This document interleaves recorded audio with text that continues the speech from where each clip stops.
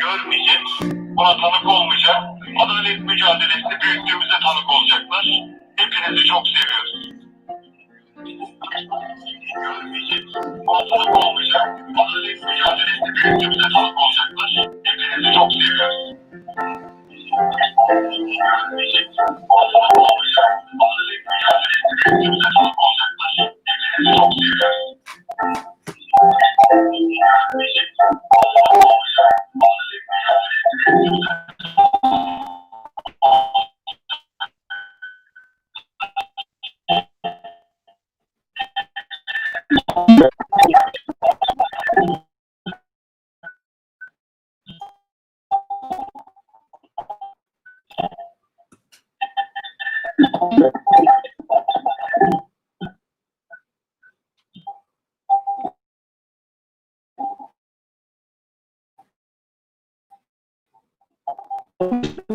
Yılının Eylül ayında müvekkilleri Nuriye Gürmen ve Semih Özakçı'nın duruşmalarından yalnızca 2 gün önce polis operasyonu gerçekleştirilmiş, 16 avukat gözaltına alınmış ve 9 günlük gözaltı süresinin ardından 15 avukat tutuklanmıştır. 2017 yılının Temmuz ayında, yani avukatlara yönelik operasyon öncesinde, İçişleri Bakanlığı'nın yayınladığı bir kitapçık ile kamudan hukuksuz yere ihraç edenlerin sesi olan Nuriye ve Semih'i itibarsızlaştırılmaya çalışırken, duruşmaya hazırlanan avukatları da hedef göstererek yargıya talimat verdiği anlaşılmıştır.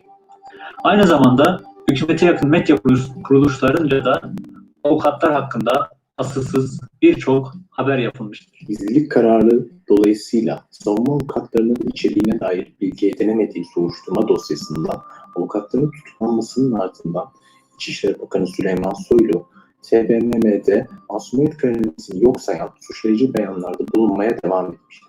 3 Kasım 2017 tarihinde Soma Maden Katliamı davasının duruşması yaklaşırken bu kez Cumhurbaşkanı Recep Tayyip Erdoğan, katliamın yaşandığı Manisa ilinde gerçekleştirdiği bir mitingde aşırı solunumlar ne yazık ki istismar yapmak suretiyle aileleri tahrik ediyorlar. Aileler üzerinde oyun oynuyorlar. Bunların da kimler olduğunu gayet iyi biliyoruz şeklinde bir demeç vermiş. Bu demeçten yalnızca 5 gün sonra yine duruşmadan hemen önce katliam mağduru Somalı ailelerin avukatlığını üstlenen ve davanın sözcüsü olan Avukat Selçuk Kozarçlı sokak ortasından kaçırılarak gözaltına alınmış ve tutuklanmış. Halkın Hukuk Bürosu'nu avukatsız bırakmak isteyenler, halkın avukatlığını yapmakta ısrar eden büromuza 18 Aralık 2017 tarihinde baskın düzenlemiş ve gündüz vakti bürosunda çalışmaktayken avukat Yaprak Türkmen'i gözaltına alıp kaçma şüphesi gerekçesiyle tutuklamıştır.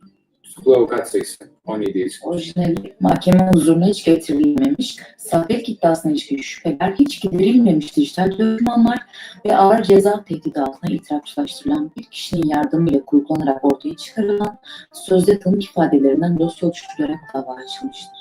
İlk polis operasyonundan tam 1 yıl sonra Eylül 2018 tarihinde tüm tutuklu avukatlar ilk duruşmalarında öncelikle avukat olmaları sebebiyle ayrıca dosya içerisinde örgüt üyeliğinin ve örgüt yöneticilerinin kesin ve inandırıcı delillerinin bulunmaması sebebiyle tahliye edilmiştir.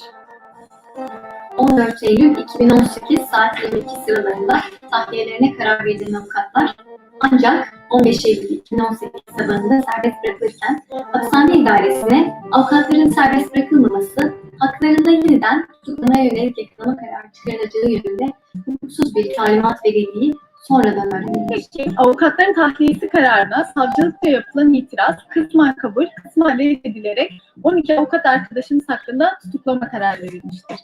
Sanık olan tüm avukatların tahliyesine karar veren aynı mahkeme heyeti bu kararından yalnızca 10 saat sonra ve dosyaya yeni hiçbir delil eklenmemişken avukatların yeniden tutuklanmaları yönünde karar vermiştir.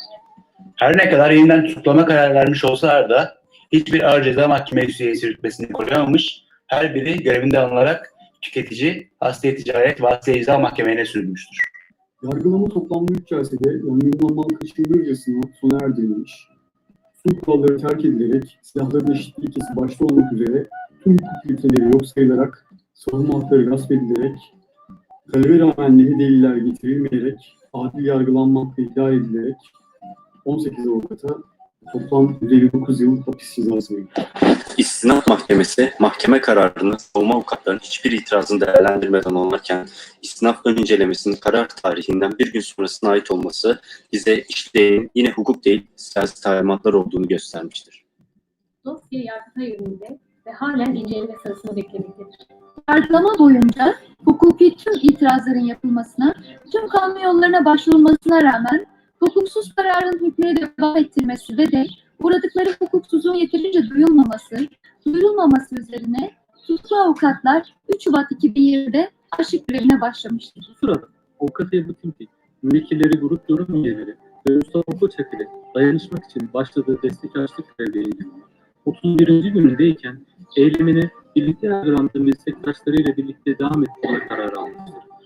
Ve avukat Ebru Timtik ile avukat Aytac Unsal 5 Nisan Avukatlar Günü'nde açlık grevlerini ölüm orucuna çevirmeye karar vermişlerdir.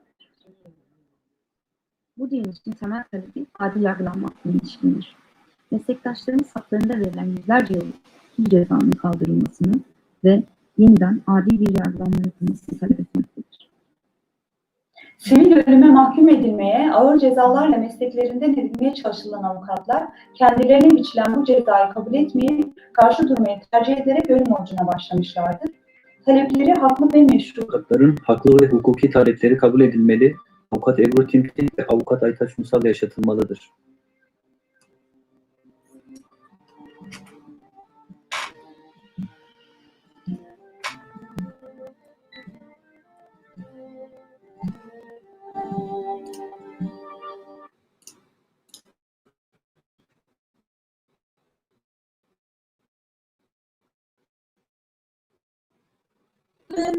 Amerde kul olmayasın, zulmü senin içindir. Yıkıntılar altındasın, ama karılır yarasın. Amerde kul olmayasın, zulmü senin içindir. Sen demire, sen kömüre, boşa geçen ömüre, ellerinle can verensin, emek senin içindir. Bu en güzel imecedir, havas senin içindir. Saraylıya ışık olan bu için gecedir. Özgürlüğe verdiğimiz yürek senin içindir. O yıldıza sardığımız şehit senin içindir. O en güzel kahramanca, o yenilmez inançla, o sabırla ördüğümüz hayat senin içindir. O en güzel kahramanca, o yenilmez inançla, o sabırla ördüğümüz hayat senin içindir. Hayat senin içindir.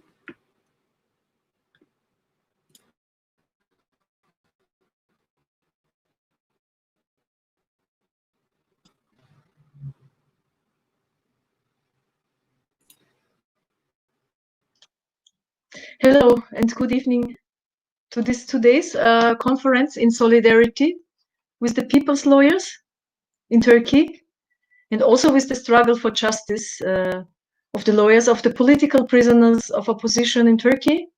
About the law system in Turkey, we have this discussion today with very interesting, with very good lawyers working on democratic field all over Europe. And we are so happy that we can today be together with the lawyers Michaela Aricale from Italy, with Robert Sabata Gripekoven from Spain, with Barbara Spinelli from Italy, and lawyer Giannis Rachiotis from Greece, as well as lawyer Didem Unsal from Turkey.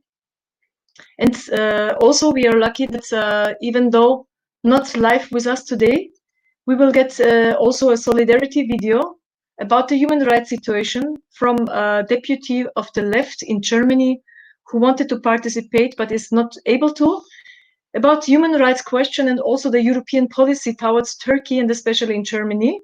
And for the special case of Group Yorum and the repression of the music group Group Yorum. So, well, we want to welcome you. And well, also there's one video from a lawyer from Greece as well. And his name is Dimitris Spanios. Sorry, I can't exactly speak it out. Dimitris Spanios, who also sent us a video because he couldn't join us today. And well, the issue is we just start now with, we welcome all of you and thank you very much that you could be with us today. I want to first raise my question to lawyer Didem Unsal from Turkey, because she can tell us a lot about the situation going on there.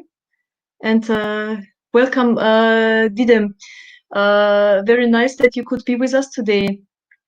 I want first to ask you a question about the situation there. So the first, I will first ask you in Turkish because we will have to translate your speech. We want to ask the first question and I say it in Turkish and English. So, iki meslektaşınız, sevgili Didem, bugün buraya katıldığınız için öncelikle çok teşekkür ediyoruz. Büyük bir onurdur. Halkın avukatlarının doğrudan burada sizin muhatap olarak yanımızda bulunmanız, canlı yayında olmanız için teşekkür ediyoruz öncelikle. Önce ilk soruyu size yöneltmek istiyorum şu anda o nedeniyle. İki meslektaşınız, iki çalışma arkadaşınız Ebru Timtik ve Aytac Unsal aylardır ölüm orucundalar. Bunlardan biri Aytac eşiniz aynı zamanda. Yine devrimci tutsaklardan Didem Akman ve Özgür Karakaya'da ölüm orucundalar. Neden ölüm orucunda olduklarını, taleplerinin ne olduğunu kısaca anlatabilir misiniz? The question in English would be, two of your colleagues, two of your friends also, is Ebru Timtik and Aytac Unsal, have been death fasting for several months now. One of them, Aytac, is your husband in the same time, as well as the two political prisoners, Didem Akman and Özgür Karakaya, are on the death fast. Could you shortly explain us why they are on death fast and also what are their demands?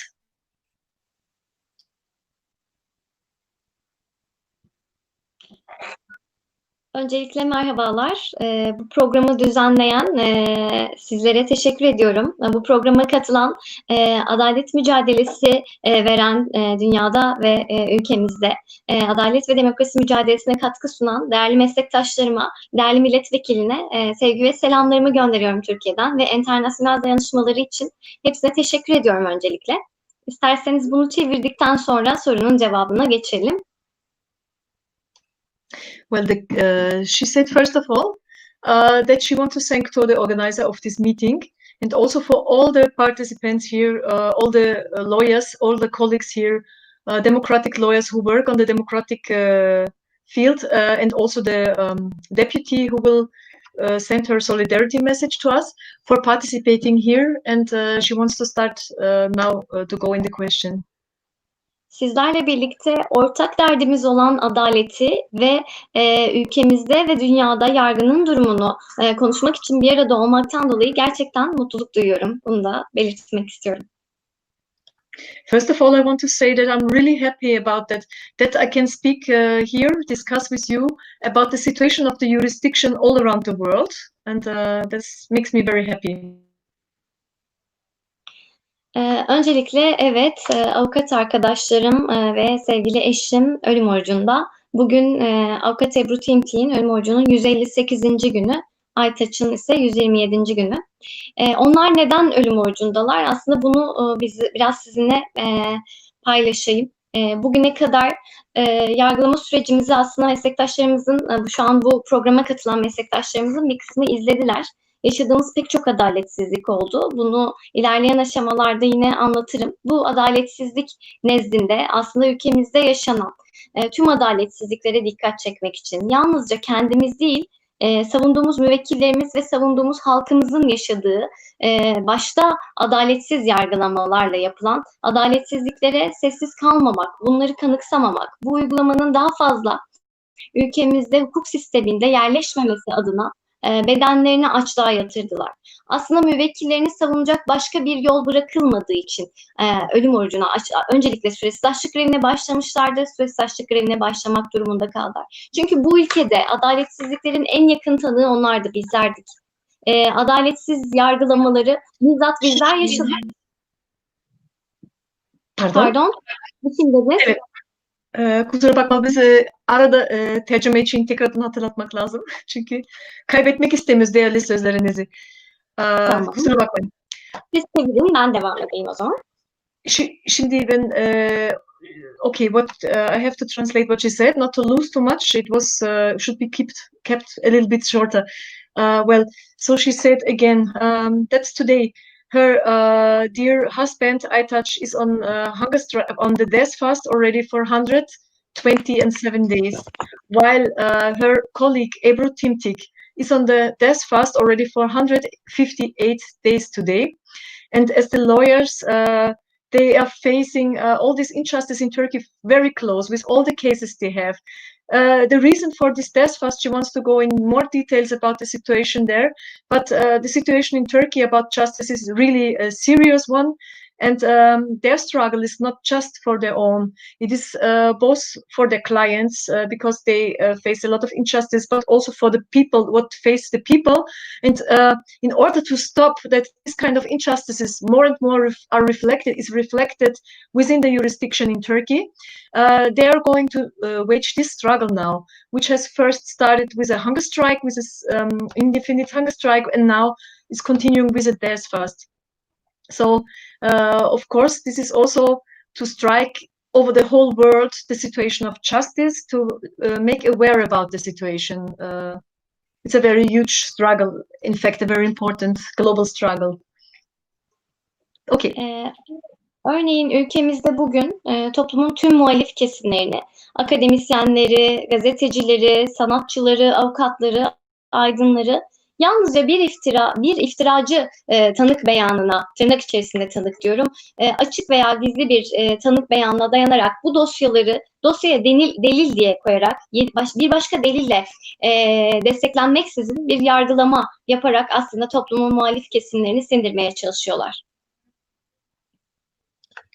Okay, and today all the clients, there is in Turkey so many journalists, there are intellectuals, journalists, musicians, and also like the lawyers, all only based on the statements of some secret witnesses who are just sentenced with high imprisonments and put in the jails with files that they calling something like a proof, though there isn't any proof inside that files.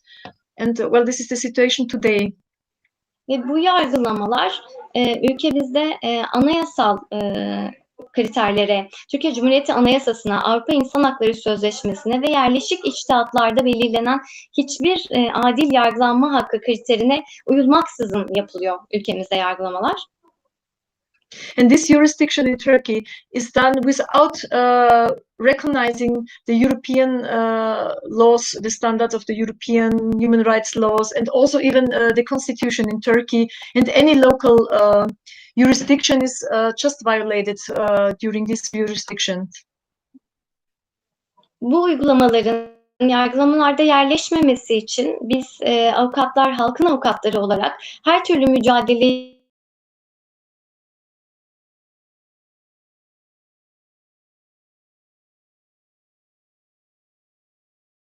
kamuoyunu bilgisine ve aslında bu hukuksuz uygulamaların yerleşmemesi için üzerimize düşen sorumluluğu, tanıklığımızdan doğan birebir yaşamaktan ve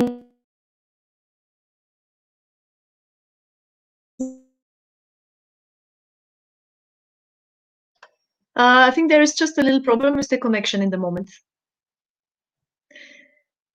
Well, in the meantime, I will just say that they are the witnesses of these injustices, and that there is no any. Well, I catched it now. Something. Bir daha söyleyebilir misiniz diye. Nerede?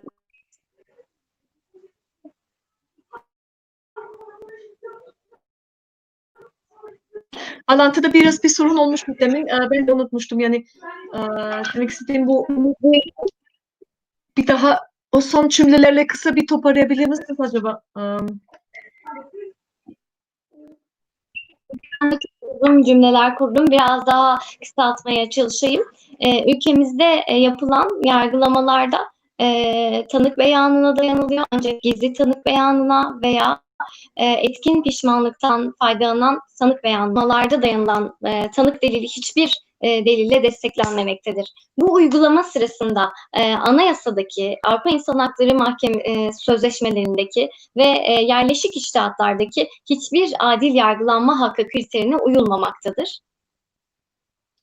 Evet, aslında bunu ben önceden çevirmiştim. Bu işte hiçbir Avrupa hukukuna standardına uygun olmadığını, işte Türkiye'deki anayasasına da. Okay, it was again, she was making a summarize once again about the jurisdiction which is not relying or based on any constitution in Turkey and also on the European standard criteria for the European laws, etc. Well, just by secret witnesses, as we said, and by just claims without using any proof in the file. Okay, yavaş yavaş bir şu ilk soruyu bir daha toparlayabilir miyiz? Çünkü daha çok sorular var bizim. Hem de. Tamam, tekrarlamaya çalışıyorum. En yakın ve yakıcı yargılama örneklerinden bir tanesinden onların da bildiği bir örnekten bahsetmek istiyorum. Mustafa Koçak, müvekkilimiz gizli tanık ve açık tanık beyanlarıyla, aslında yalancı iftiracı beyanlarıyla adil yargılanma hakkı yok sayılarak, avukatların hiçbir talebi kabul edilmeyerek ve yine son söz hakkı tanınmaksızın bir yargılama yapıldı hakkında ve sonucunda ömründen daha fazla ceza biçildi kendisine ve ağırlaştırılmış müebbet hapis cezası aldı. Kendisi bu haksızlığa ve adaletsizliğe, adil olmayan bu yargılamaya karşı bunu kabul etmedi ve buna karşı çıkmak üzere ölüm orucuna başladı. Müvekkilimiz Mustafa Koçak adalet diye öldü ve bu ülkenin yargısı, bu ülkenin Adalet Bakanlığı buna göz yumdu. Müvekkilimizin adalet diye ölmesine ve adalete erişmesine izin vermedi. Avukat arkadaşlarımızın ölüm orucuna başlama nedenlerinden bir tanesi de aslında müvekkillerini, adalet talep eden müvekkillerinin adalet talebini yükseltmekti.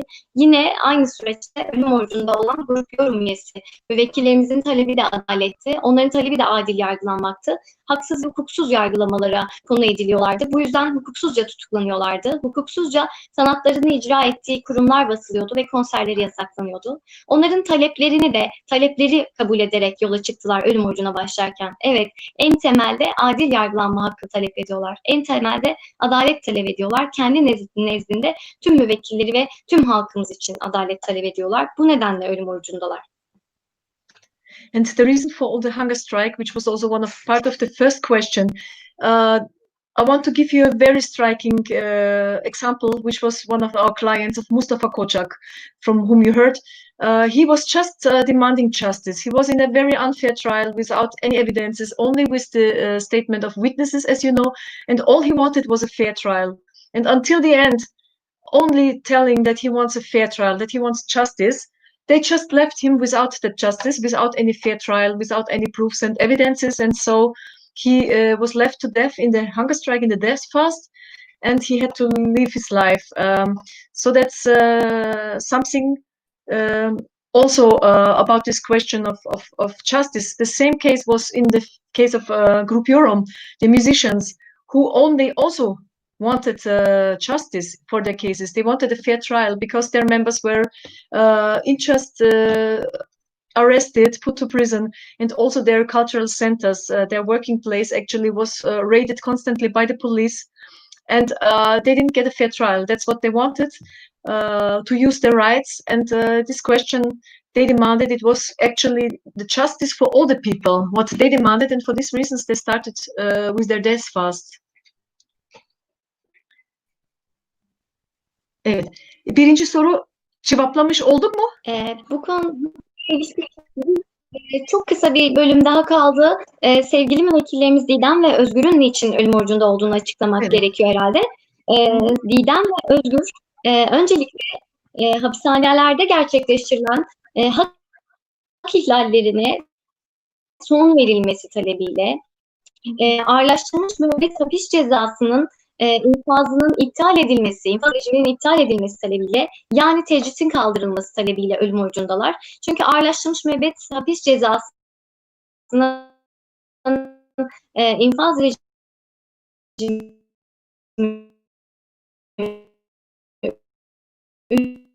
ülkemizde yavaş ama fiilen bir farkı yok.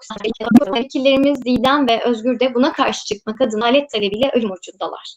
Sorumuzun cevabını vermiş oluyoruz herhalde. Yes, and I think I have also answered the last part of the first question, also about our clients, which are political prisoners, Didem Akman and Özgür Karakaya, who are in prison, and their demand for justice is also very valid because they struggle for their rights in the prison. The fundamental rights they are deprived of their rights. They want better conditions. They want their rights inside the prisons as prisoners, and the most basic rights, justice. And so that's why they are also in the death fast. I wanted also to mention this issue here. Okay, umarım cümlen olmadı her şey ama kısaca. Çünkü cümle ne kadar uzunsa maalesef az bir kayboluyor ama oldukça tekrardan sonraki sorulara gideriz. Bir dahaki sorularda tekrardan yani konulara gireceğiz zaten. Okay. Thank you very much, Didem. I hope it was understandable well. It's not so easy to make translation sometimes with the internet connection, also with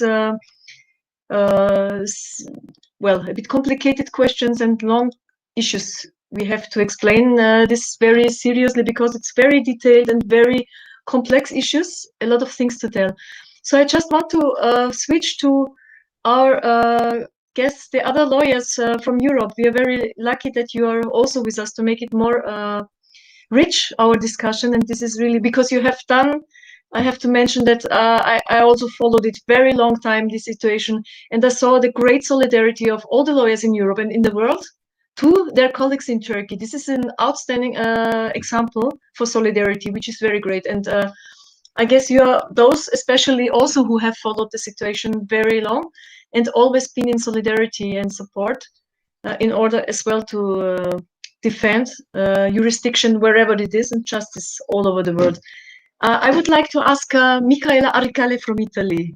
Dear Michaela, the first question which I ask to all of you would be, there are two of your lawyers, colleagues in Turkey, who are members of Association of Progressive Jurists from GAD, GHD and People's Law Office, Ebru, Timtik and Aytac Unsal, for a long time in a death fast. They demand a fair trial. And at the same time, Didem Akman, Özgür Karakaya, as we heard, they are continuing to political prisoners, continue their death fast also with similar demands. And before going to details about the resistance and demands, we would like to ask you, how do you estimate the attitude towards lawyers by the government in Turkey? We know that there's also lawyers in other lawyers in prisons in Turkey as well, not only them. There's a strong repression over there. Especially, we can say that there's an attack towards lawyers of People's Law Office and Association of Progressive Lawyers. In your opinion, what does the government want from these lawyers? And why, in your opinion, is there such a strong repression against them? Hello, first of all, thank you for inviting me. I'm very glad to participate with you in your struggle. And I think that the attack to the lawyer is a core of the fight of the authoritative state against democracy. This offensive against lawyer and to the right to fair trial and the right to defense goes along with the attempt to deconstruction rule of law warranties. The most important of which is the chance for a citizen to protect themselves against abuse of power. In this mechanism of warranties, the role of lawyer is essential because lawyer is the only means citizens can use to demand their rights. And so, consequently, well, rule of law and fundamental right is under attack, lawyers have to be stopped doing their work. In fact, I think that freedom in practice of profession is a precise and unfailing marker of the wealth of democracy and the rule of law in every state. And in this situation, we can affirm that rule of law in Turkey in this moment is going to dead. Thank you.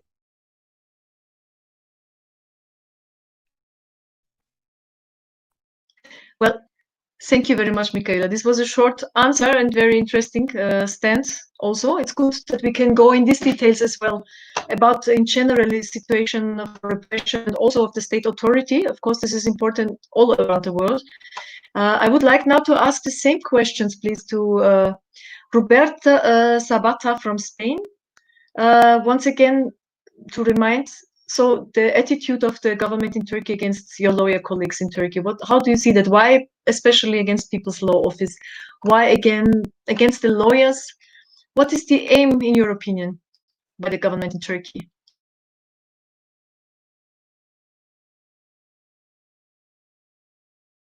Now your microphone is not open. Okay. Merhaba. Teşekkürler. So, hello. The first thing is to say thank you for the organization of this conference that I think is very important. So the first thing is that in our organization, the European Democratic Lawyers, CHD is one of the members of this federation of organizations. We call on the Turkish authorities to restore the rule of law and stop the practice of targeting human rights defenders, lawyers, and journalists, and silencing them by using all kind of administrative, judicial actions and unfair prisons. We have, like in my country is Catalonia, we have political prisoners.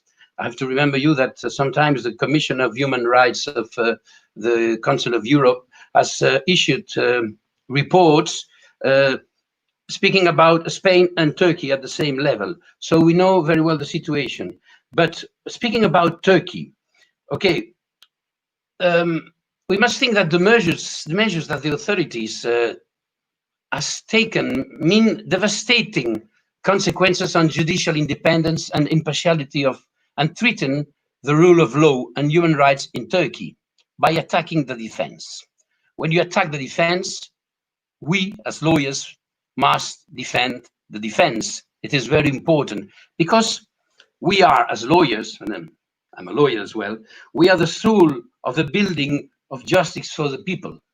When you are asking me why the government is attacking so hardly People's Law Office, CHD as an association, is because they are leftist, they are progressive, and they are revolutionary. So they want to change things. They want not only a fair trial, but to change things, to change the society, to fight for freedom, to fight for fundamental rights. And this is what I think is very important. The long tradition in Turkey for the defense of human rights is, I think, is in the core of this fight undertaken by Idem Akman, Özgür Karakaya, but also by Ebru, Timtik, and Aytac, Unsal, who I know of my travels in Turkey. So it has to be underscored that lawyers have been affected both as human rights defenders and as an integral part of the judicial, and for that we demand from the authorities that lawyers are able to work freely and safely. This is the basis of the fight. So this is a basis for for finding freedom for the people. Thank you. Oh.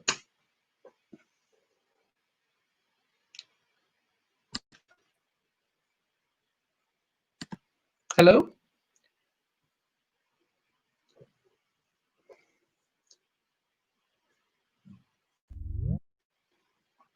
Hello? Excuse me very much, because I went out because of an internet connection problem. Yeah. I had to wait. Sorry. Just. Okay, did you hear me? Yes. Okay. I finished my speech, but do you want to? Well, actually, I couldn't hear everything. I had just a problem because I had to change my internet connection. Okay. But maybe you make it very short for me. I mean, it's important. All the other people have heard it now. Maybe you can just make me a short. Yes, I was telling that we are now all the lawyers that we know in Turkey in prison, especially Didier Akman, Özgür Karakaya, but Ebru Timtik and Aytac Unsal are political prisoners. And they are political prisoners because they are attacking or they are fighting for freedom for the people.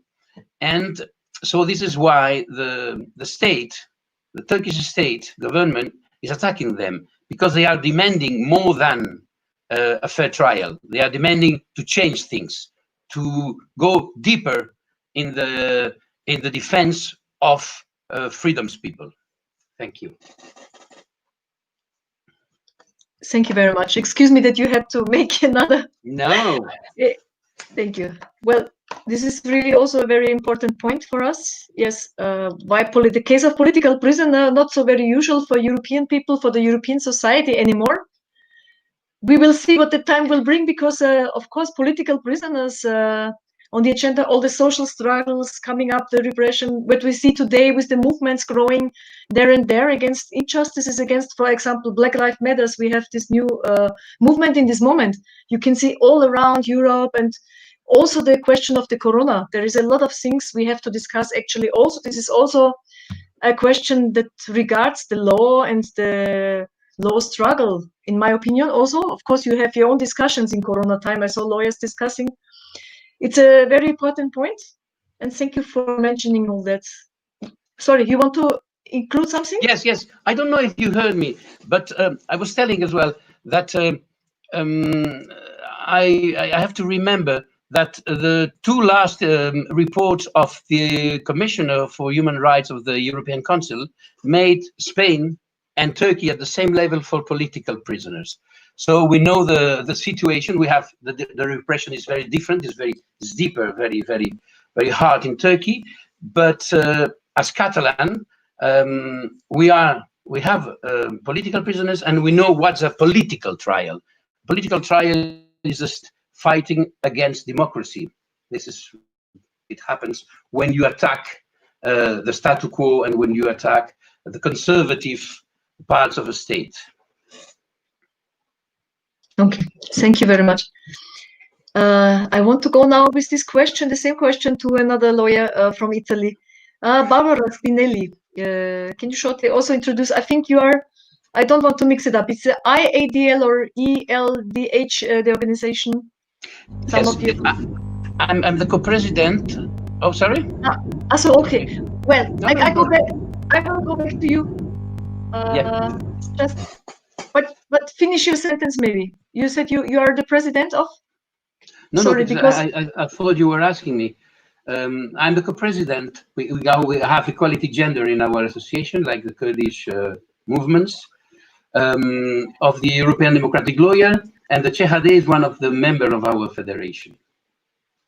Okay, thank you. This was something I should make clear in the beginning. It is interesting to know how lawyers associations are constituted. Thank you. So I will just switch to Barbara Spinelli. Welcome, Barbara. As you followed, I don't need to mention too much again the same question, but you know, it's up to you now to speak about your opinion on Turkish government's law, how to say, repression on the political prisoners, on especially the lawyers. Why they are so especially repressing people's lawyers and especially GHD, your colleagues, especially there? Good evening to everyone, and thank you for the invitation. I'm very happy to share this chat with you. I am a member of the executive committee of ELDH, and yes, I fully agree with my previous colleague. I remember in 2015 we were in Istanbul celebrating the freedom of Seljuk after a long period of detention. So it's long time that really we are seeing our Turkish colleagues sent in prison by Turkish government, even with the same mechanism of repression. The reason is why, because they are good lawyers, and being good lawyers mean being able to struggle for the rights of their assisted, being a very strong human rights defender and defender of democracy. And this is why our colleagues have been sent in prison so many times. But we can say so that the repression of lawyers, of leftist lawyers, of democratic lawyers in Turkey is something systemic. We are assisting since long time. But I think that actually what we are seeing now during these last years after the coup d'etat is something more than the simple abuse of power, is really the destruction of the enemy. Because I think there's a limit of persecution of lawyers, of human rights activists. And the government is using this pandemic as a tool of repression, to increase the oppression. And I'm thinking especially about the Ebru situation in Silivri prison, where there are a lot of people affected by the COVID. So I think this is we can really talk like about a death sentence against Ebru and all the people detained in Silivri prison. And this is why international observer and all the European international legal communities is so active and is so strong in condemning what is happening. We are going over repression. We are the strategy that is on is really about destruction of the enemy, and the enemy now is everyone defend human rights and show how much the abuse of power is increasing and changing in something more dangerous.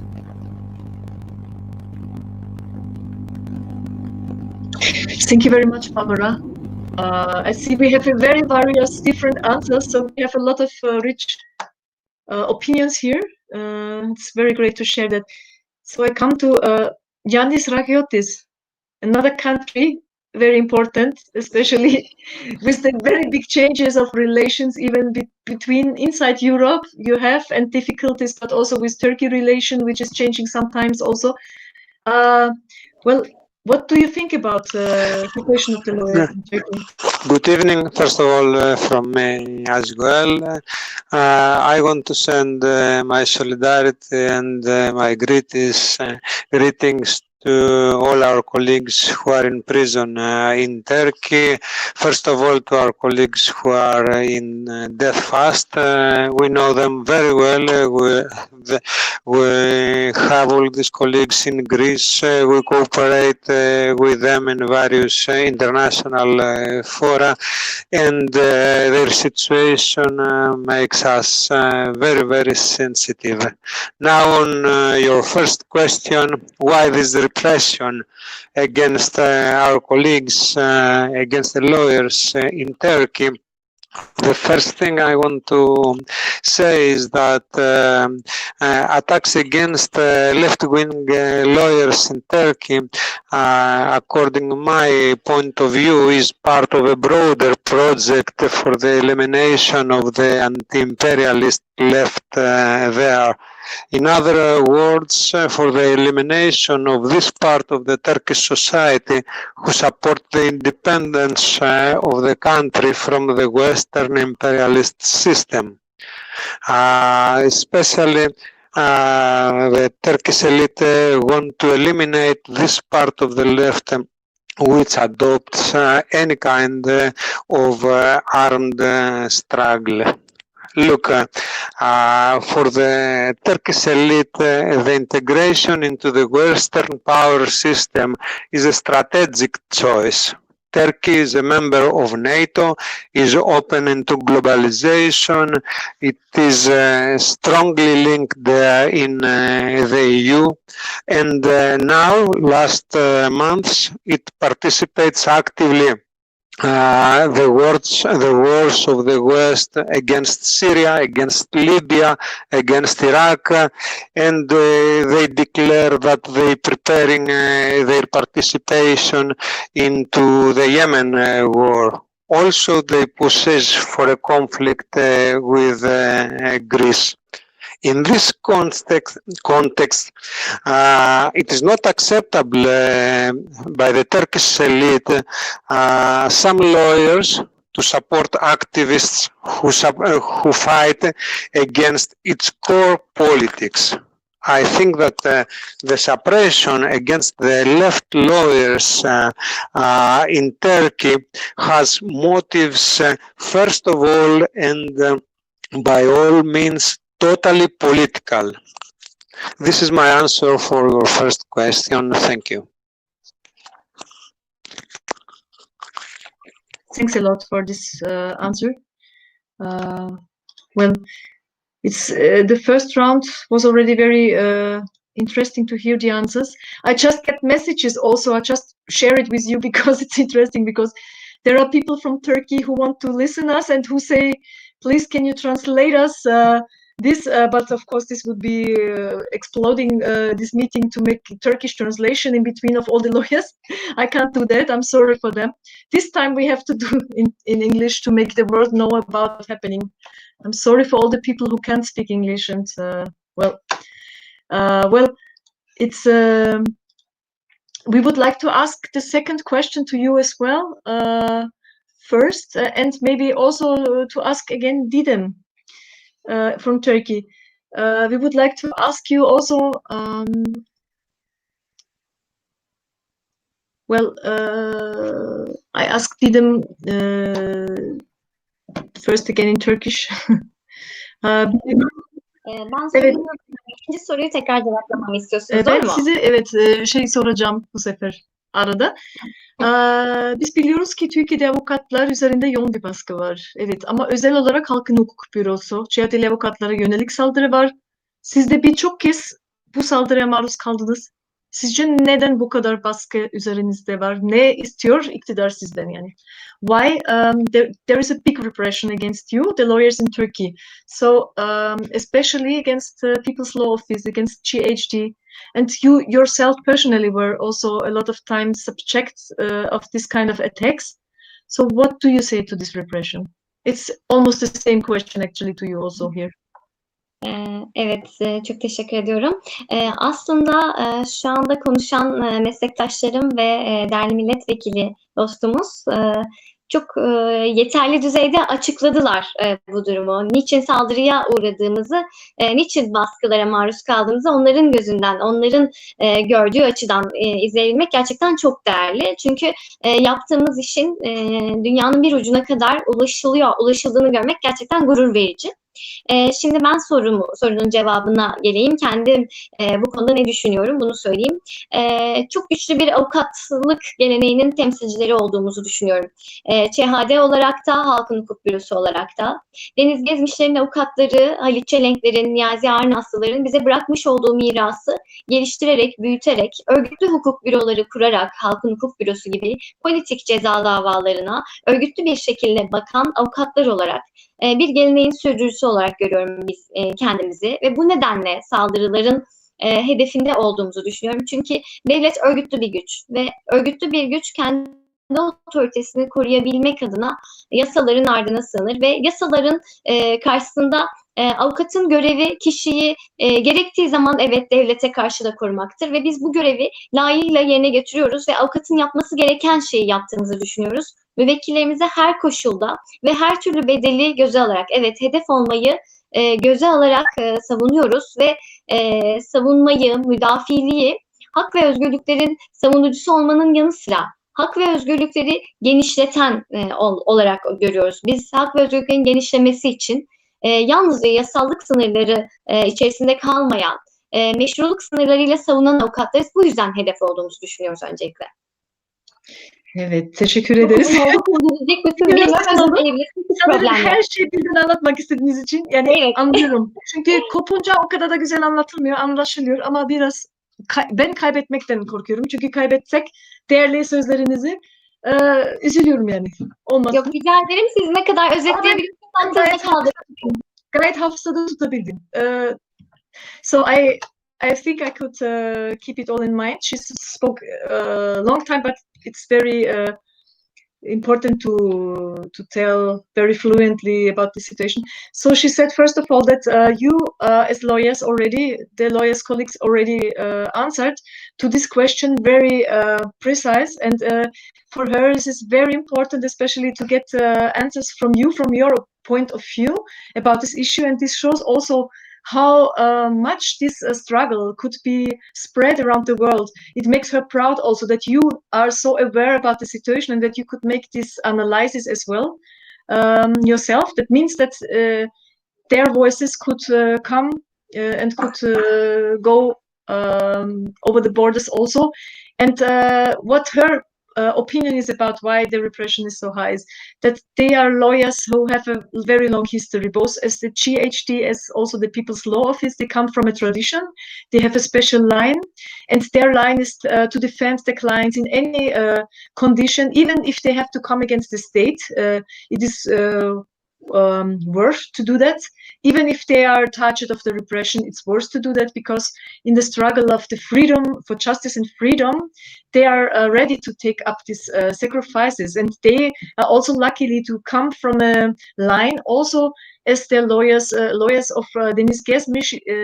It was Ali Celenk and Niyazi, I forgot the name, sorry.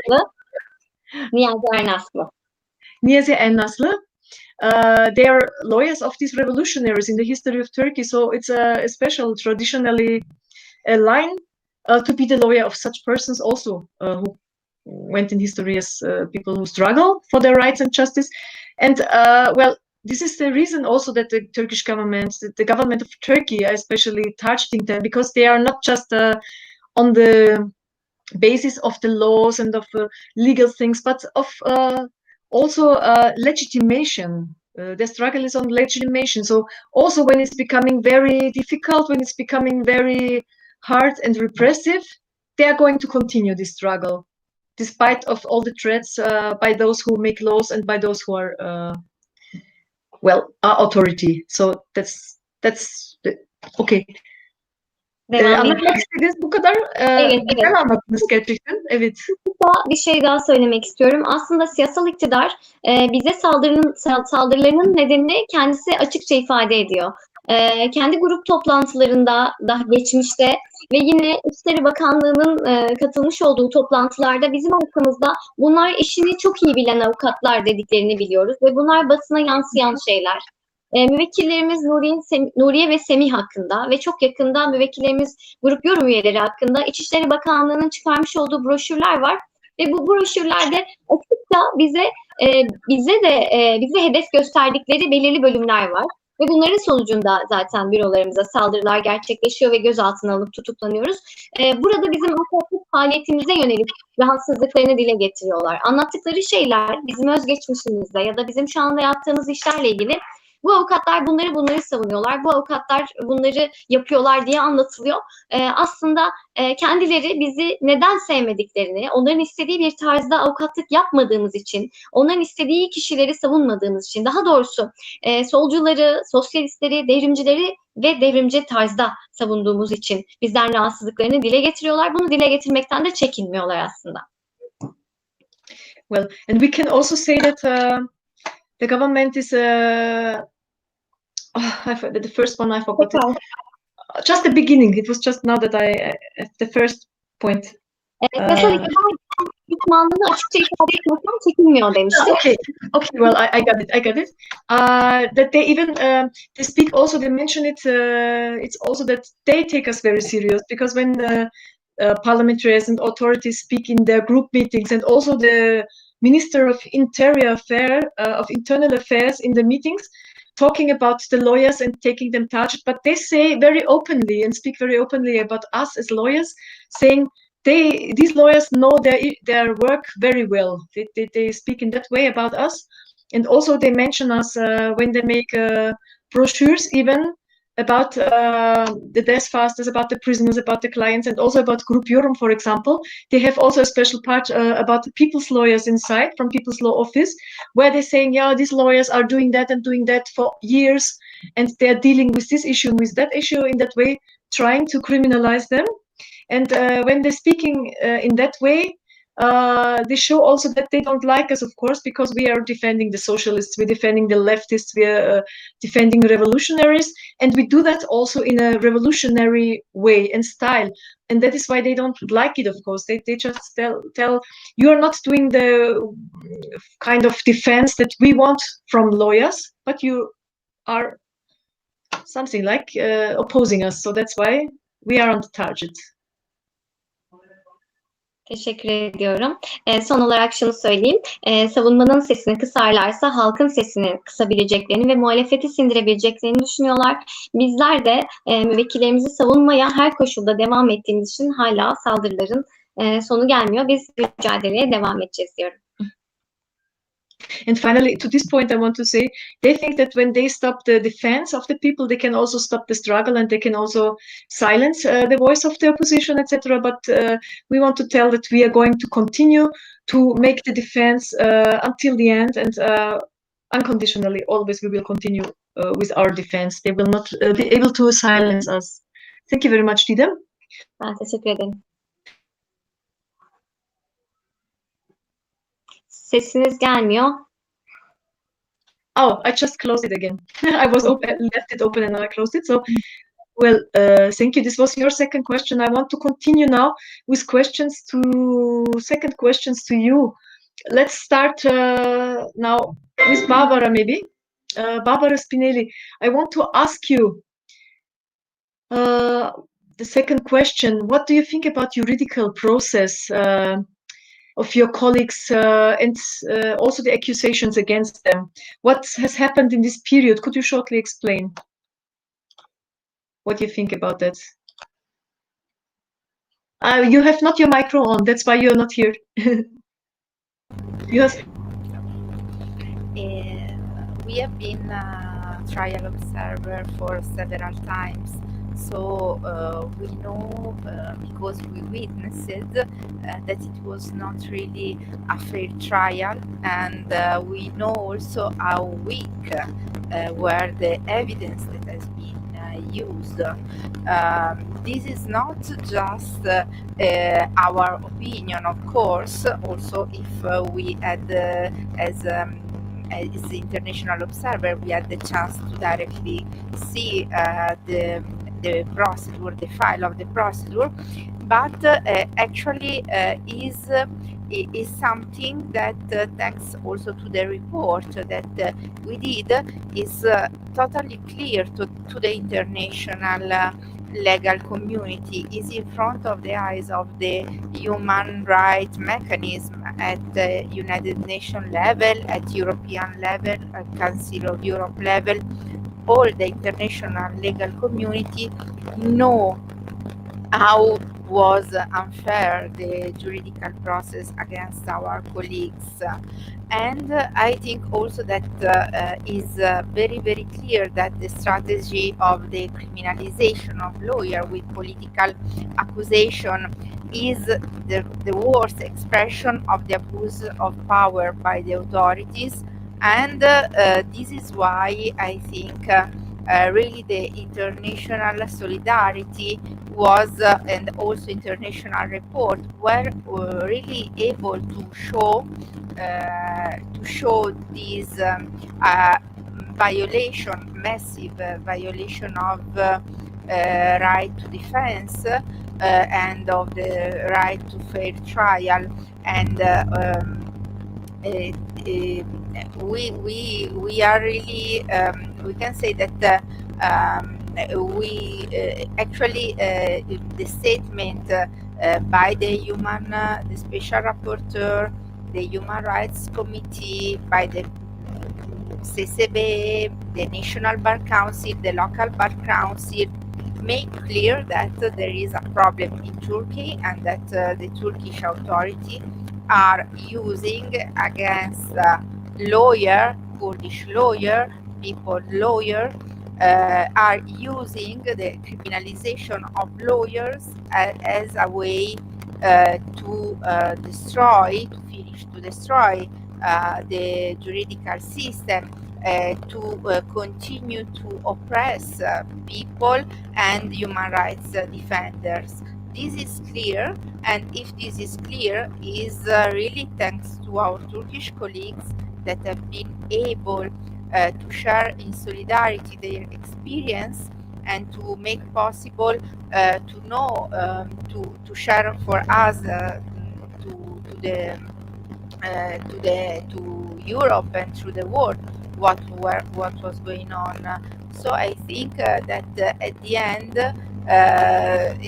the system of oppression is very clear, and is very clear also how solidarity can try to change this system, because solidarity is also possible using the information about what was going on. So the trial observer report are very important, in my opinion, to show the political nature of this trial and of this persecution. And this is something really important we have to consider for the future.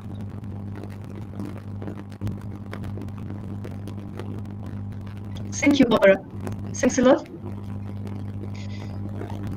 Okay, that you have also a lot of experience already from Turkey, from these trials we can see. Well, I want to ask the question, if you have nothing to add about it, I want to ask this question now to, let's say, Michaela from Italy again. So what is about the juridical process of your colleagues and accusations? What do you think about it? I think, can you hear me? Okay. Trial against Turkish lawyer and people lawyer and are the perfect image of the reverse on authoritarianism of the Turkish state. I've been part, as Barbara, as all the colleagues stand here in this meeting. I've been part of international delegation, observer delegation on the trial of CHD lawyer, and I've seen all the hearing, all the trial, and I have seen with my eyes the completely inconsistence of the charge in this trial. And I think we should not even call it trial, because it was a masquerade of trial. There was a loss of every minimal warranties and procedural rule. It was not a trial, and this was built in this way, as Barbara says, to destroy, to affect colleagues who stands and asks for social justice. I think it was used also as an example for other colleagues to say, be aware, don't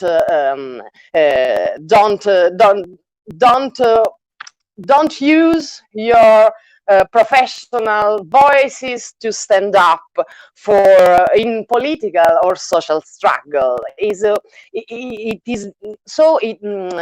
I think we have not to call it trial when we make a meeting in Italy with our colleagues to explain what happened in Turkish. We always say this.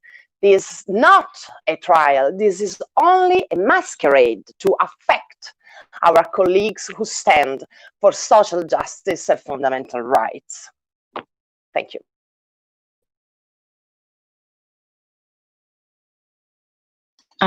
Thank you, Michaela. Well, Giannis, what do you think about it? What's your opinion? I agree totally with all the previous speakers. I want to add that if there was not for our comrades' lives who are in Belfast now, we would say that the use of anti-terrorist legislation against lawyers who simply defend their clients, it's simply ridiculous. Unfortunately, the use of anti-terrorist legislation against lawyers and other political activists is quite common. More or less is the use of the so-called criminal law of the enemy against the political enemies of the state. This is the situation in Turkey with this trial, and not only in Turkey, unfortunately. The action of Turkish state against the lawyers is a typical example of the enforcement of the criminal law of the enemy. According to my point of view, we don't have to do with a judicial process, but first of all with a political process, with a process of criminalization of the lawyers, and our duty is to explain this situation in the international legal community. Thank you. Thank you, Yanis. So there's only left Robert now about this issue. Well, what could you say about it, Robert? About this? Okay, I agree with all my colleagues, but you know, Turkish, it is not a problem of jurisdiction. It is not a problem of judicial of a fair trial, even if we are analyzing that. But Turkey's recent story has been marked by destruction of internal standards of rule of law, and especially of external aggression and war crimes contrary to the international law. So when you have a crisis inside your country, you're always looking for external enemies, and so you can justify the repression inside the country. The repression is very useful, it's very powerful. We have been twice in Silivri, and we have seen what is the effect of the repression. This is why we admire more and more our colleagues fighting against this repression. So what Yanis told is the truth. We are clearly seeing the application of the criminal law of the enemy. So you are judged because you do something, no, because you are something, not because you do something. You are judged, you are condemned because you are leftist, because you are against the state, because you want a non-imperialist government, because you want another kind of state. and you are fighting against this repression that is justified by the general political of the government. But the international community is alarmed by the fact that the Turkish judiciary displays, especially in terrorism related case, unprecedented levels of disregard for even the most basic principles of law, such as presumption of innocence, non-punishment without crime, and non-retroactivity of offenses, non bis in idem principle, not being judged for the same facts twice. And this is the case of the two trials of Chehade.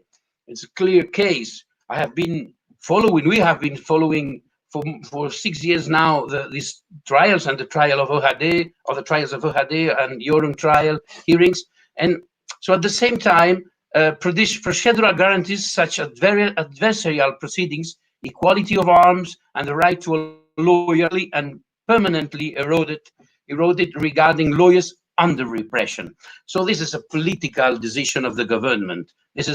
And so they are using the judiciary to repress the lawyers because they don't like the activities, the political activity of these lawyers. Thank you. Oh, sorry. Yes. Thank you very much.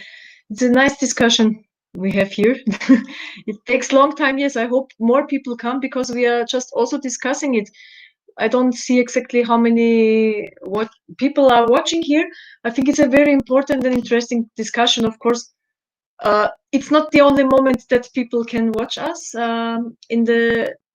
Also afterwards, of course, this video will be available to watch it, and people will watch it, and maybe we will then translate it also to Turkish as well, to make it possible to, especially to let people here in Turkey what's going on, but that people outside, especially lawyers, deputies outside, are aware, and this makes also more confidence to the people.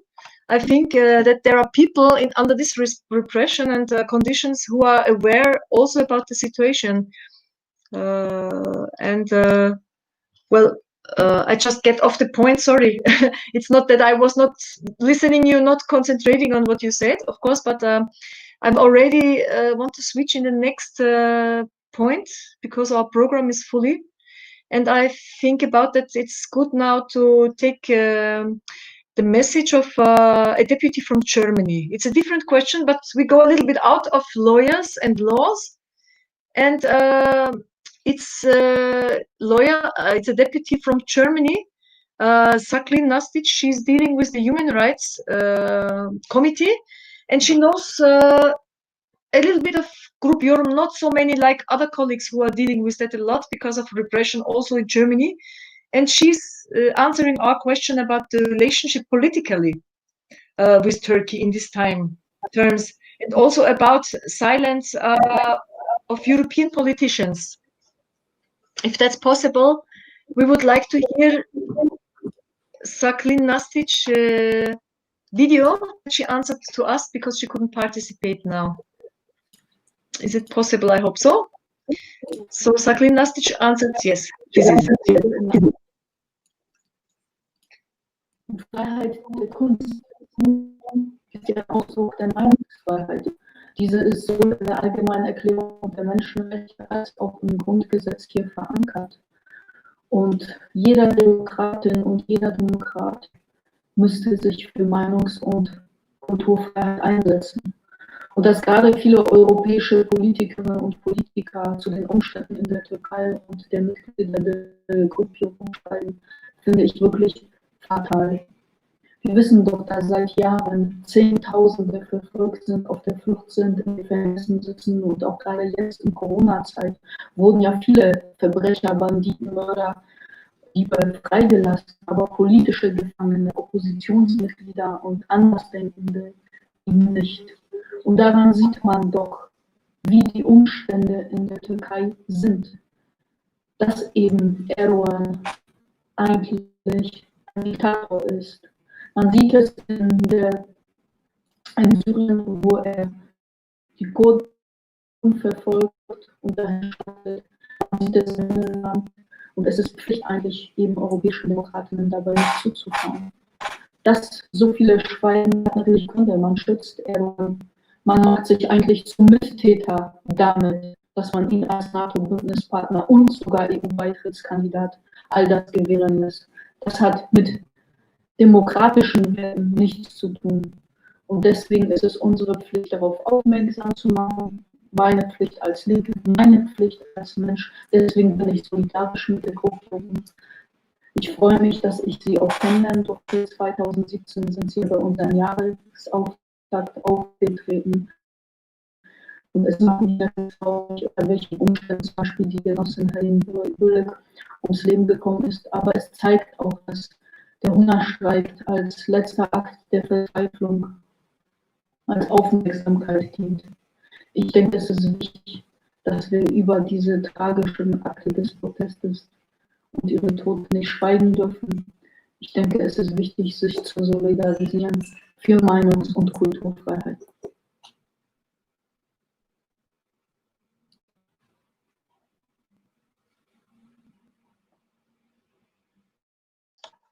Okay. This was a very important and interesting issue because we can see how far is going repression, and also the silence of Europe shows that there is an interest politically as well.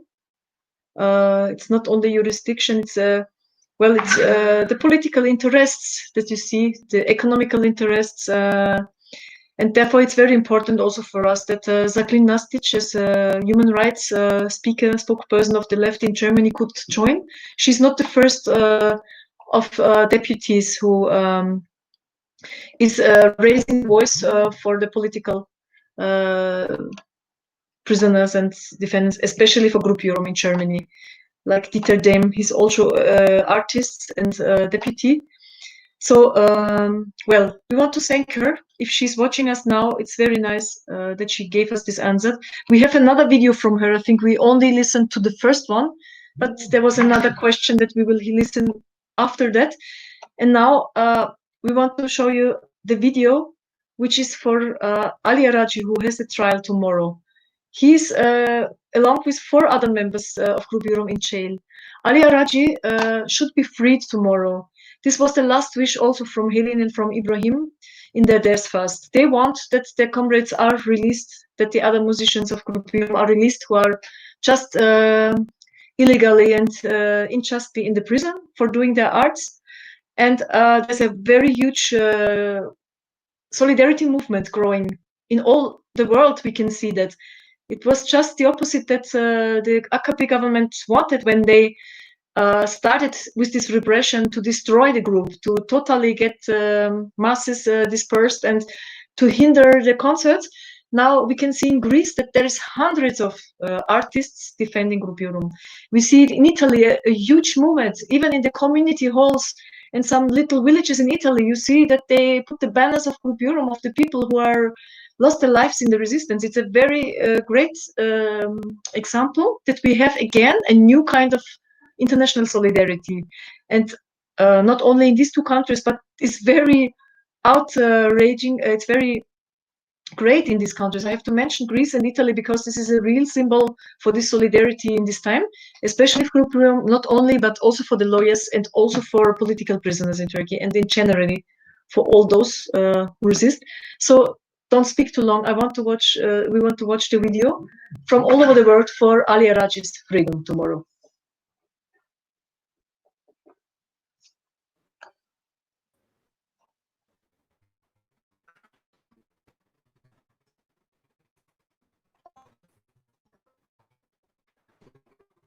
What is happening in Turkey? The regime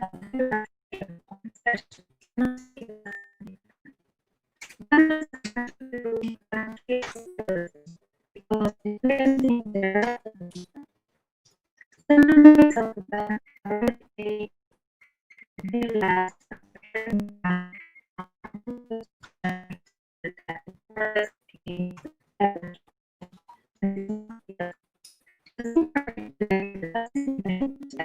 Sorry, maybe we can stop it here shortly because we can't understand and find a solution.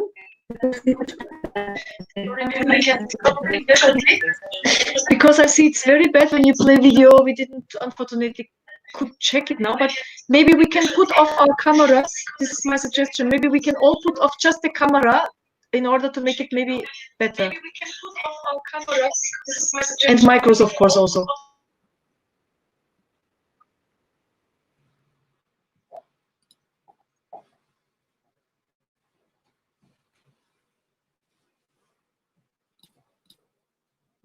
The Balance and Freedom Distribution regime consolidated in 2 decades of Erdogan's power has intensified since 2016, the year of the attempt coup in Turkey.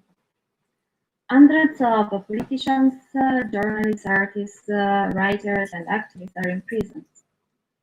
With the excuse of the COVID-19 emergency, repression is increasing. On the 9th of June, there will be a court hearing for Ali Araj, a member of Group Yorum for 20 years. He was arrested for giving free music lessons to good children. He was arrested for giving singing lessons to Group Yorum child children. We demand the immediate release of Ali Araj and all Group Yorum members still in prison. Italy and Europe have a duty to act. I appeal to the democratic forces, to the Ministry of Foreign Affairs, to the government, because it is no longer tolerable to see this destruction of human rights while continuing to do business with Erdogan's Turkey. Never again this guilty indifference. Group Yorum is the people. It cannot be silenced. Free Ali Araj. Freedom for all political prisoners. We say art cannot be a crime, and we demand free Group Yorum, free Ali Arachi. Libertà per Ali! Viva Group Yorum! Ali Arachi, freedom! Free Group Yorum, Ali Arachi, who was on trial on the 9th of June. Free all political prisoners in solidarity from the International Committee for Political Prisoners London and the Anti-Internment Group London. Free Ali Arachi, free Group Yorum. Ali Arachi chiede solo di poter continuare a suonare. Free Ali Arachi, free Group Yorum.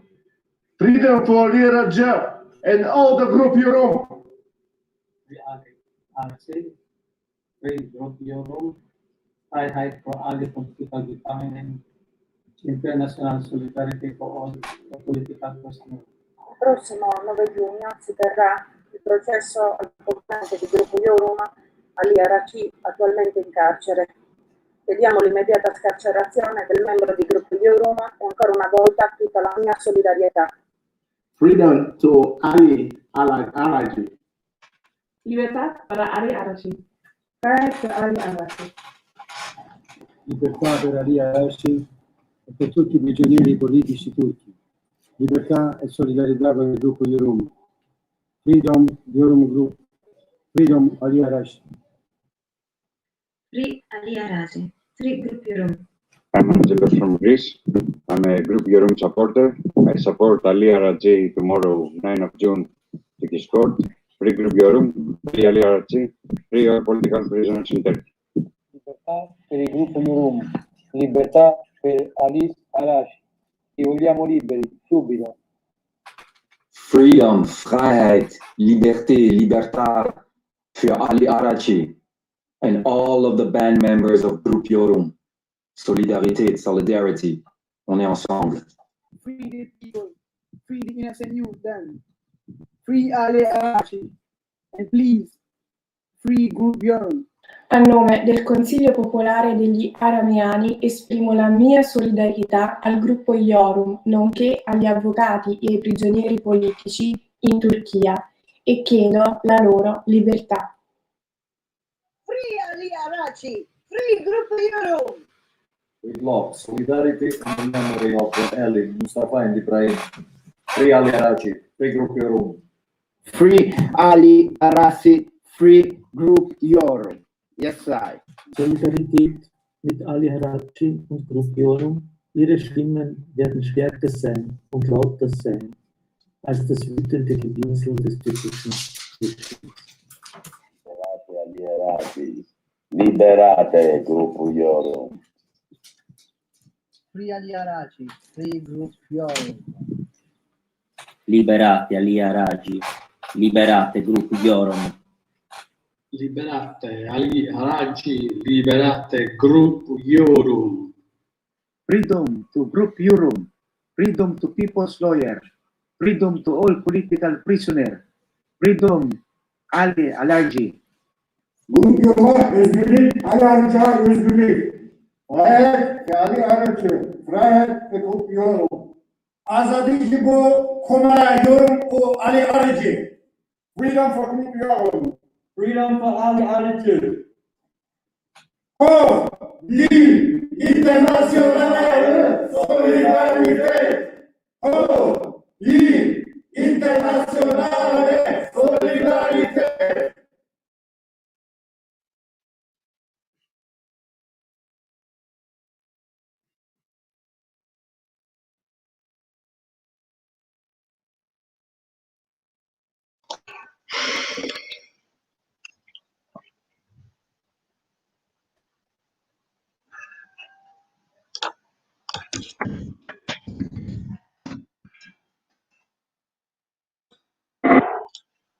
Okay, I think we can come back again after this video. Well, in the end, it was functioning like this to put out the camera. So it's something we should know when we show videos before. Okay, what we wanted to do is to make the hashtag directly with this video for Group Yorum for Ali Araji now. We can put the hashtag now on the screen and ask the people who are watching us also to, in the meantime, to just copy this and or to, yes, to write these hashtags also. We're just waiting for the hashtags now. It's just very easy. It's just, yeah, free Ali Araji and free Group Yorum. We're going to make it later also for the people's lawyers in Turkish and in English. This is free Ali Araji and free Group Yorum. So we have to write it for the people. Well, they have to check to just make the right one. I will do the same now. Of course, we will continue the discussion, but we ask all our friends, our comrades, all people supporting Group Yorum, all people who are watching us now to make this hashtag in their Twitter, Facebook, etc. Because it's very important for tomorrow, the trial for Ali Araji, really to get a lot of support, to have a lot of support, because before Helen, not Helen, Sultan Gökçek, the wife of Ibrahim, who lost her life, and also Bergün Varan, they were not released in their place. So they are very hardly continuing this kind of repression, and they want still to go on with that. I think the government in Turkey is very angry with the movement going on in all over the world, but it should not stop. We should continue to say free Group Yorum. We should continue to say today for Ali Araji to be out of prison. This is a good step and the first step ahead of concerts banned against the group. Free Ali Araji, free Group Yorum. Thank you very much. Please continue in the next time to write and to post. We will see what we have, which kind of results we have there. We also, of course, all the friends who are watching to make this, yes, and to write it down. Thank you very much. We can maybe shortly once again put the hashtag here in the screen after answering a few questions to go on with our speakers here, to go on with our discussion. So therefore, I would suggest, yes, if you have write down free Ali Araji and free Group Yorum, these hashtags, to continue with the Twitter. And we are going maybe put a very short video in the meantime. We have also video from Ebru about Aytac and Ebru. We showed already in the beginning, that's true. We have another video as well. A solidarity video from the lawyers for lawyers in Van, in the Kurdish region in Turkey, from the ÖHD, the Freedom Jurist Association of Free Jurists, and as well as the Bar Association in Van. They made a very nice action. I hope we can find it, this video now, and play it. Well, hashtag is going on a little bit. Also to play this video.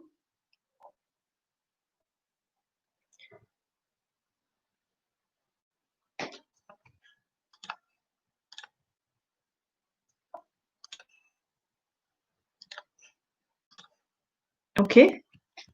Can we put the video? Yes. Okay. So maybe we put again the camera and micro off for this short video. It's this one. Yeah, it's about Ebru speaking about hunger strike. Ama biz bu açlık greviyle beraber çok önemli bir gerçeği fotoğrafını çekmiş oluyoruz. O da şudur. Bu ülkede hukukçular kullanacak hukuksal bir yol bulamıyorlar. Bütün yollar ya tıkanmış ya etkisiz durumda. Bu yüzden başka bir çıkar bulamadığımız için bugün açlıkla direnme yolunu seçtik. Adaletsizliğe karşı isyandır aslında açlık eylemimiz. Adaletsizlik yalnızca elbette mahkemelerde değil. Sadece Berkin Elvan için de, Berkin Elvan'la da sınırlı değil bu adaletsizlik. Aslında çalışma yaşamının, eğitimin, sosyal yaşamın her dalında, üretimin her dalında bir adaletsizlik var. Bir dağılımda bir adaletsizlik var. İnsanlar emeklerinin karşılığını alamıyorlar, hak ettiklerini alamıyorlar. Şimdi bir ucundan tutuyoruz biz de. Adaletsizliğe karşı direniyoruz. Adaletsizliklere alışmadığımızı, adaletsizliği kanıksamadığımızı, haksızlıklara boyun eğmeyeceğimizi, susmayacağımızı anlatmaya çalışıyoruz.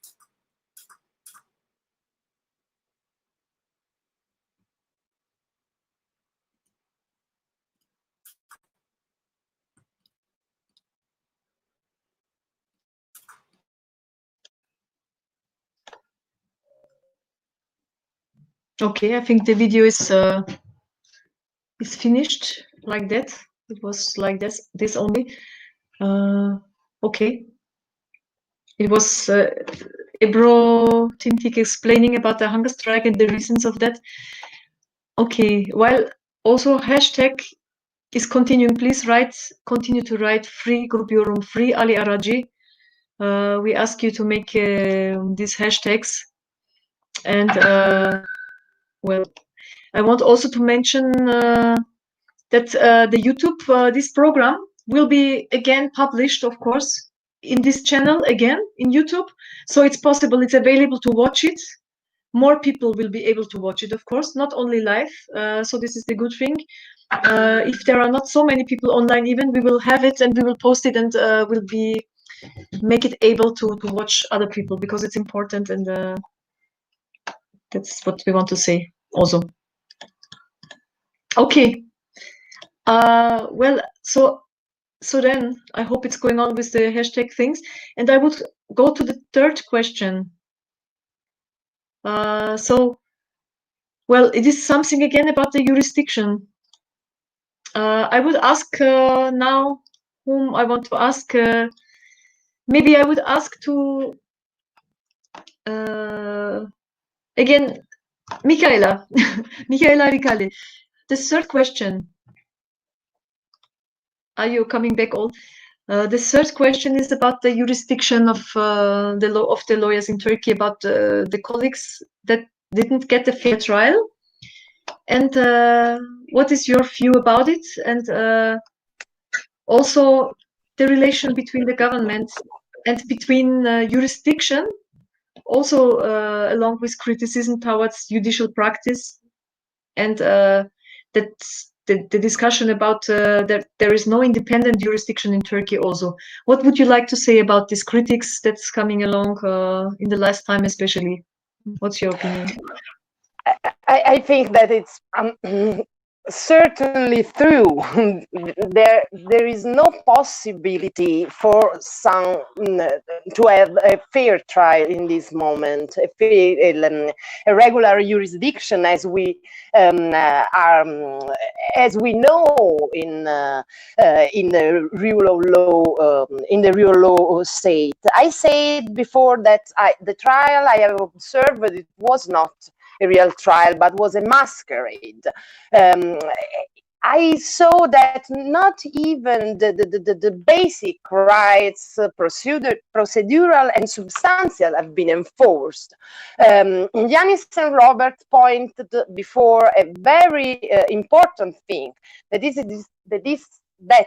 is an enforcement of law enemy. And it was shown clearly during the entire trial. In the trial, I have observed, among other aberrations we could see, for example, they have not admitted even no one of the defense exhibit, no one. During the discussion about the evidence, the judge pretended to kick out everyone, lawyer and pretend to continue the trial alone with the public minister, that even the public minister said was astounded about it. So I think that it's true. There are not a jurisdiction that is guided by law, but a jurisdiction that is guided by the willing of the power against the enemies of the power, a jurisdiction that is used to conserve and to conserve the power. I remember that all the defendants were kicked out, and they had to force the door to come in again in the trial. It was shocking for us, you know, that in a trial with a judge, with a trial that should follow the law, in evidence they didn't worry about law. They were worrying only about close and sentence our colleague. It was clear that the point was that it was not anything about law. There wasn't anything about fair trial. It is and it was a matter of power and to consolidate a certain type of power. Thank you. Thank you, Michaela. Okay, what about this? What is your experience with these trials? Fair trial, maybe you were there also watching it. Robert, can I ask you what you think about the trials against the lawyers? Yes. Okay. If we take into account the facts, we can say that the situation is eroding the very essence of the rule of law and the population trust in the justice system itself. Because when we see these trials with no guarantees, we are very afraid. For the reason, I think we have to urge the government to turn tide, respecting scrupulously respect the rule of law and taking action against those who undermine the real democracy. Not only to take action to have fair trials, but to pursue and to take actions against these people, police, prosecutors and judges that are undermining the rule of law, the democracy. We have seen the misuse of criminal investigations, proceedings, detentions, and sentence to silence lawyers and to discourage civil society engagement. This is very terrible. The attack on the Bar Association is a clear example of that they are willing to do. They want to silence the opposition. They want to silence the enemy, what they consider the enemy. So there are no guarantees for that. Repression, usually repression doesn't need guarantees of a fair trial. It's only an action of the state against lawyers, against journalists, against human rights defenders. But in the case of Chehade 1 and 2, we have seen even the lawyers, accused lawyers, beaten into the courtroom by the police. I've seen it in Bakurkoi, I've seen it in Silivri, think something that we couldn't imagine before. So I think we have to be very clear on these. There was no fair trial. There was no a real trial. It is a masquerade, as Michaela said. This is not a trial with defenses, with witnesses, with proofs, with no, nothing. This is only a formal way to condemn the opposition, to condemn the leftist activists against the repression, and especially the lawyers that are defending the rights of workers, the rights of the society, and the rights of the poor people. Thank you. Yes, this is a important point, because we can see there is nothing against lawyers who are supporting murderers, drug dealers, rapists, etc. Of course, they will be never touched by the state because it's not touching the system in it, but it's you can see the importance of social struggle and defense. Of course, we come back to this question: what we can do in the last question, so we can be more concrete. Also about what can be done really against this kind of thing, when you can see they're just violating any rights. They are just don't care about anything, not about their own laws. So what can you do? How many means you have to continue this struggle until they are suffocated? And I know also there is ongoing campaigns and struggles also from the IADL in the moment, still continuing about that for the lawyers. We can also, some of you will mention for sure. Thank you very much for this answer also. And maybe it's Barbara, the next one who want to speak about this trial.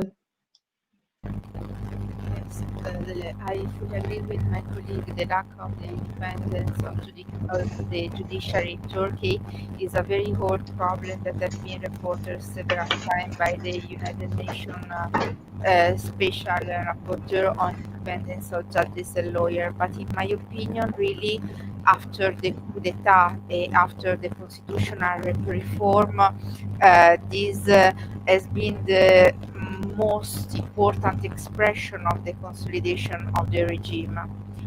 Maybe you know I've been banned from Turkey, and I have a lot of images in my mind, not only as trial observer, but also because I took part to the long march of lawyers in Cizre after the curfew in September 2015.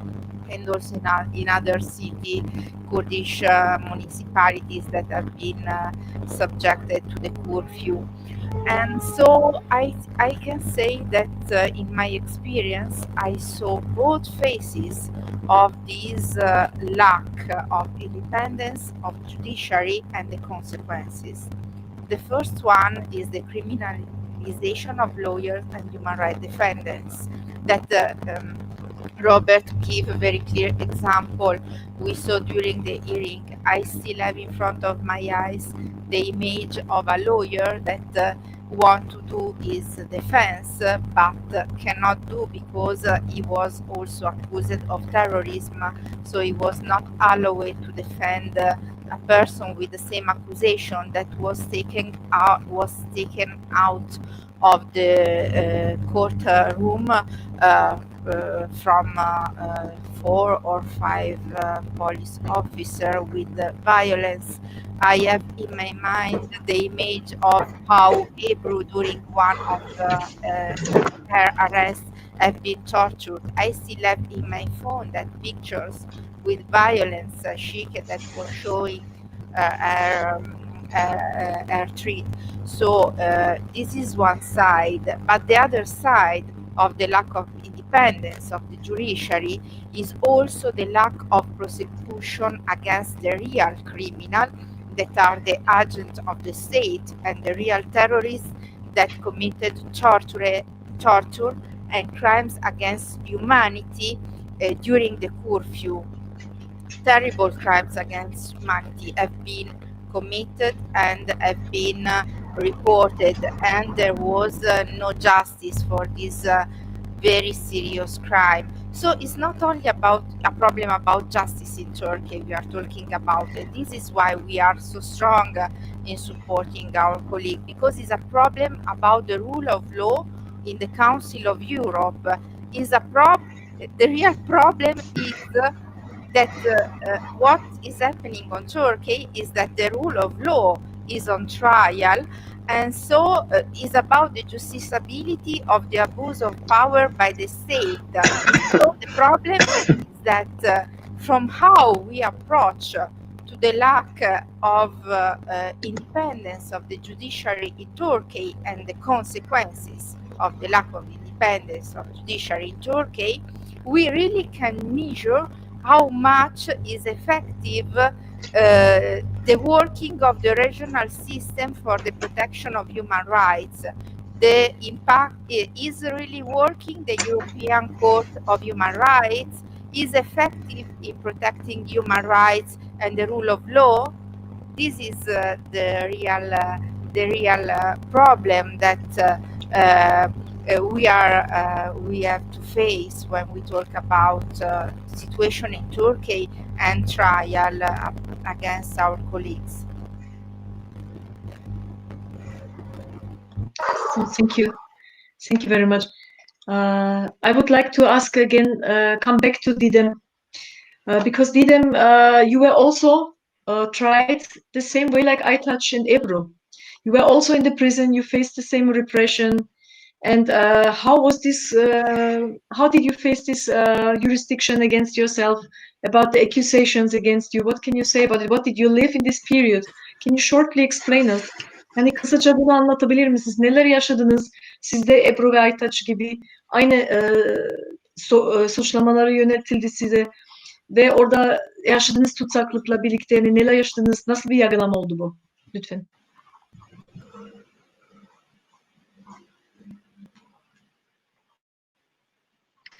Mikrofonu açık değil.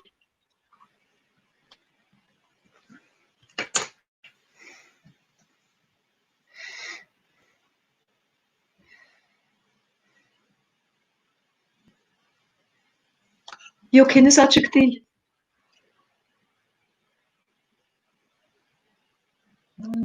Ses yok. Ses gelmedi.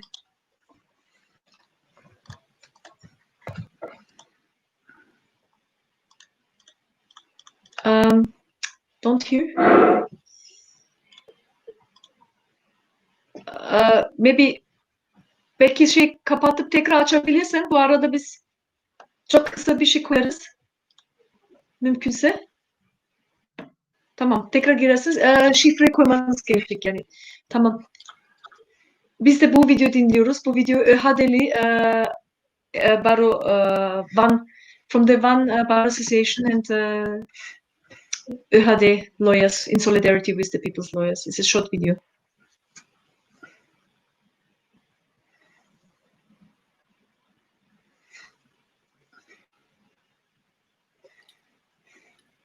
Meslektaşlarımız avukat Ebru Timtik ve avukat Aytac Unsal aylardan beri adil yargılanma talebiyle açlık grevindeler. Halkın Hukuk Bürosu'ndan meslektaşların hukuku hakkaniyetli bir yargılamayla karşı karşıya kalmadılar. Ve bunun için ellerinde olan son şeyler bedenleriyle direnmektedirler. Bizler de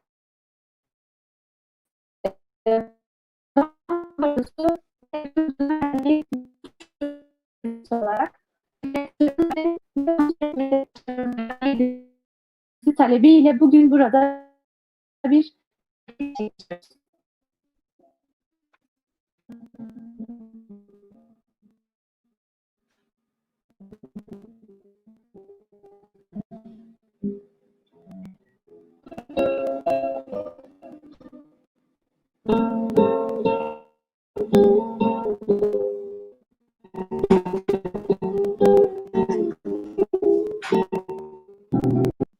But there is still continuing live stream.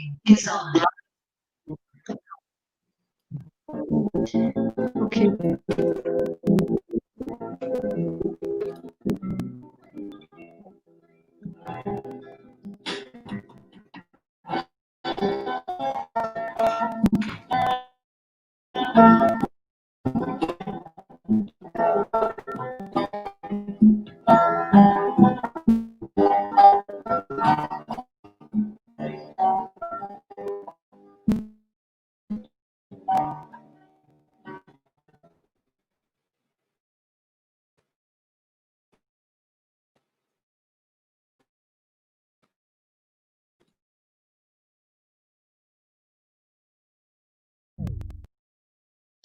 Okay, maybe the live channel is getting a little tired. Let's ask, is Didem here? Can we ask if Didem is again back? Or what's the situation? Maybe we come back again and Didem. Maybe she has to be told that she needs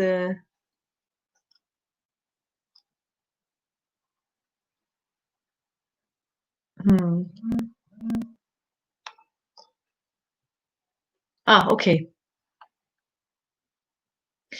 Well, this is another video from Saklin Nastic now that we didn't show. This is the second part of the questions we asked to her, the deputy from Germany, from the Left Party, about the situation of relations between Germany, Turkey, and human rights, and also Gruppierung.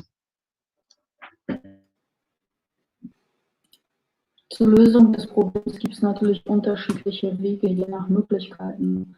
Aber als allererstes darf man zu dieser Problematik in der Türkei und den politischen Verfolgungen sowie denen bis hin in Europa der Gruppierung, der ja auch Auftritte verwehrt in Deutschland wurden, dazu darf man auf keinen Fall schweigen. Man muss sich solidarisieren und natürlich immer weiter auch politischen Druck machen, auch bei Demonstrationen oder wir als Linke auf parlamentarischer Ebene, dass eben Erdogan und die Türkei nicht verhaftet werden, dass es eben künftig zum Beispiel die Beitrittsverhandlungen in die EU nicht mehr geben kann, dass Erdogan als NATO-Mitglied einfach nicht weiter so gewähren kann, dass zum Beispiel jegliche militärische Kooperation eigentlich aufgekündigt werden müsste, dass Erdogan und seine Familie zum Beispiel mit Sanktionen belegt werden müssten für all die Verbrechen, die sie begehen und begehen lassen in der Türkei,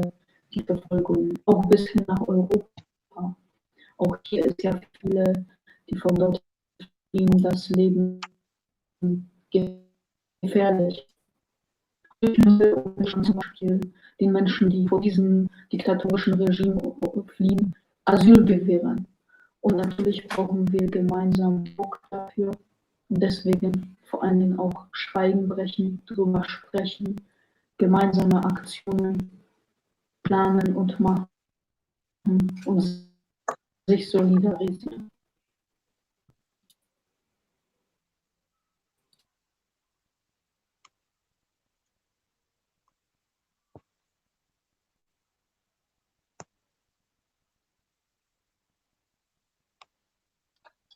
Okay, so well, due to the long program, Saklin Nastic message, as we said, we can follow it again. Please ask again to come back, all of you, because I see there's a very big urgency now. Let's just ask a final question to Michaela, because Michaela has to leave now. So she told me she has to leave in a few minutes. The same is also for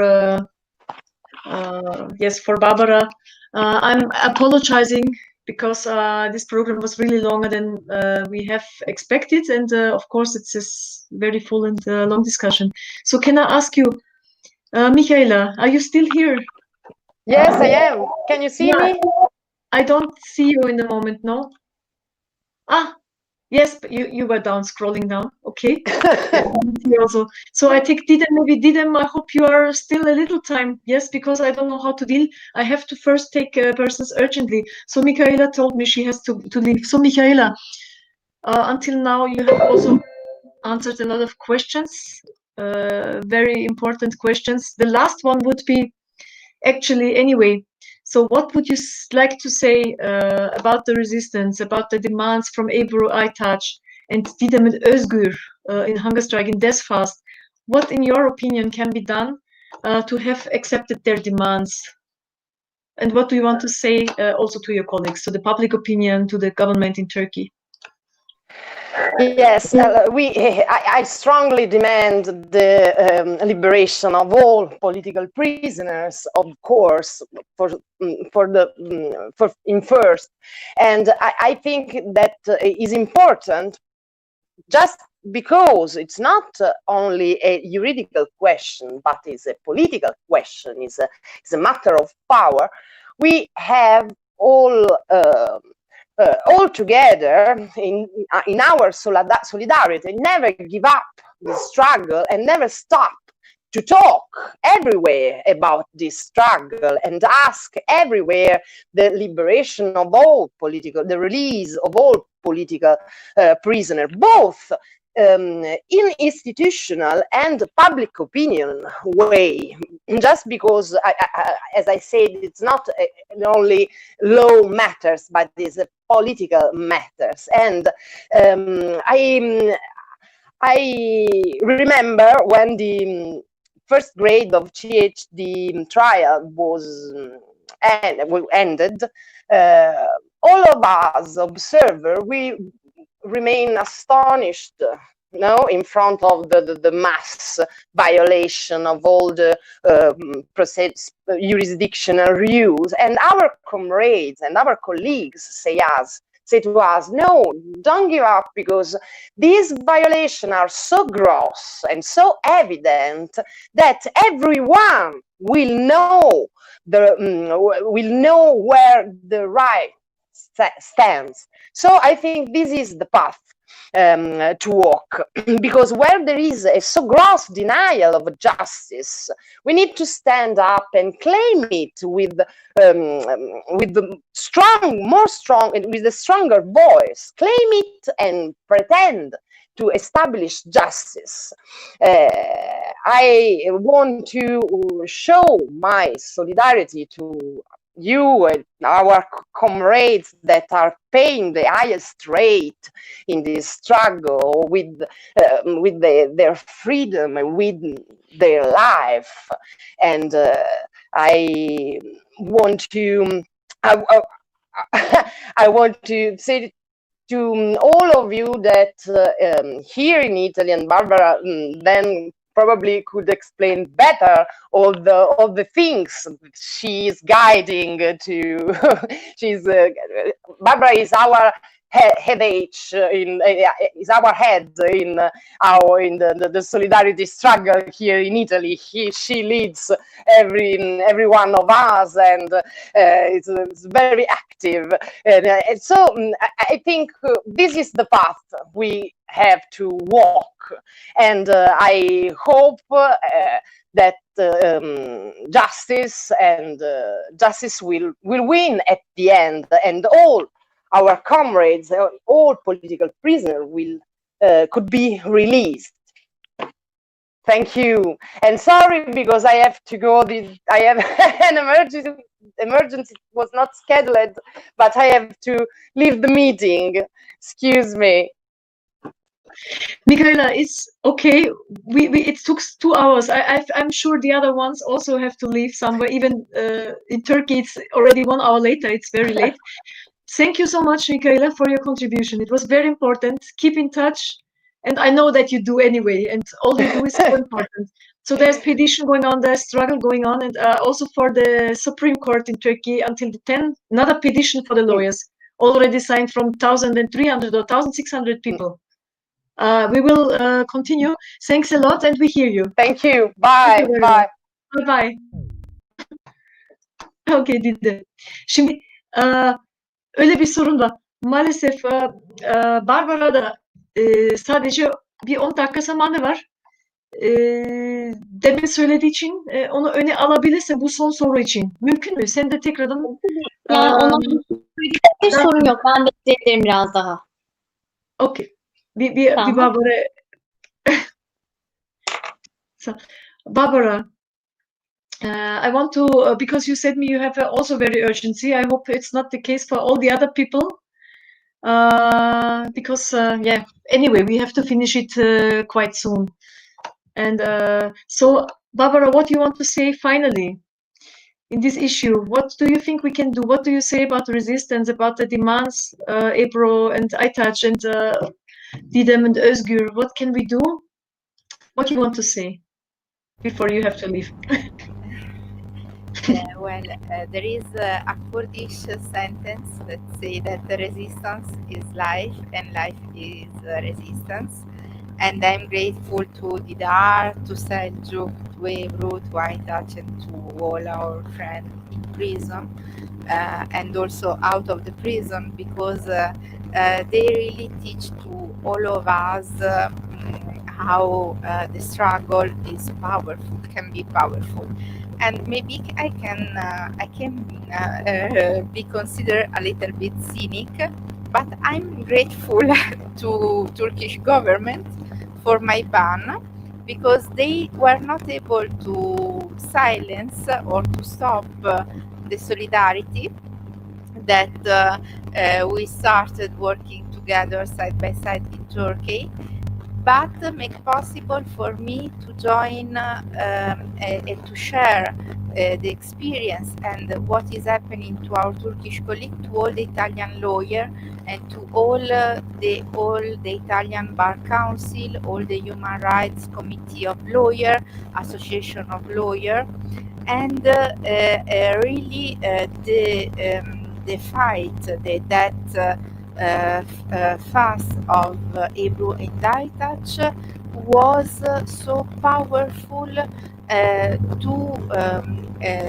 to make possible to take a position also for the Bar Council. In Italy, the National Bar Council and more than 78 Bar Council ask for freedom of lawyers in Turkey and immediate freedom for Ebru and Aytac, and the right to defense for all the lawyers.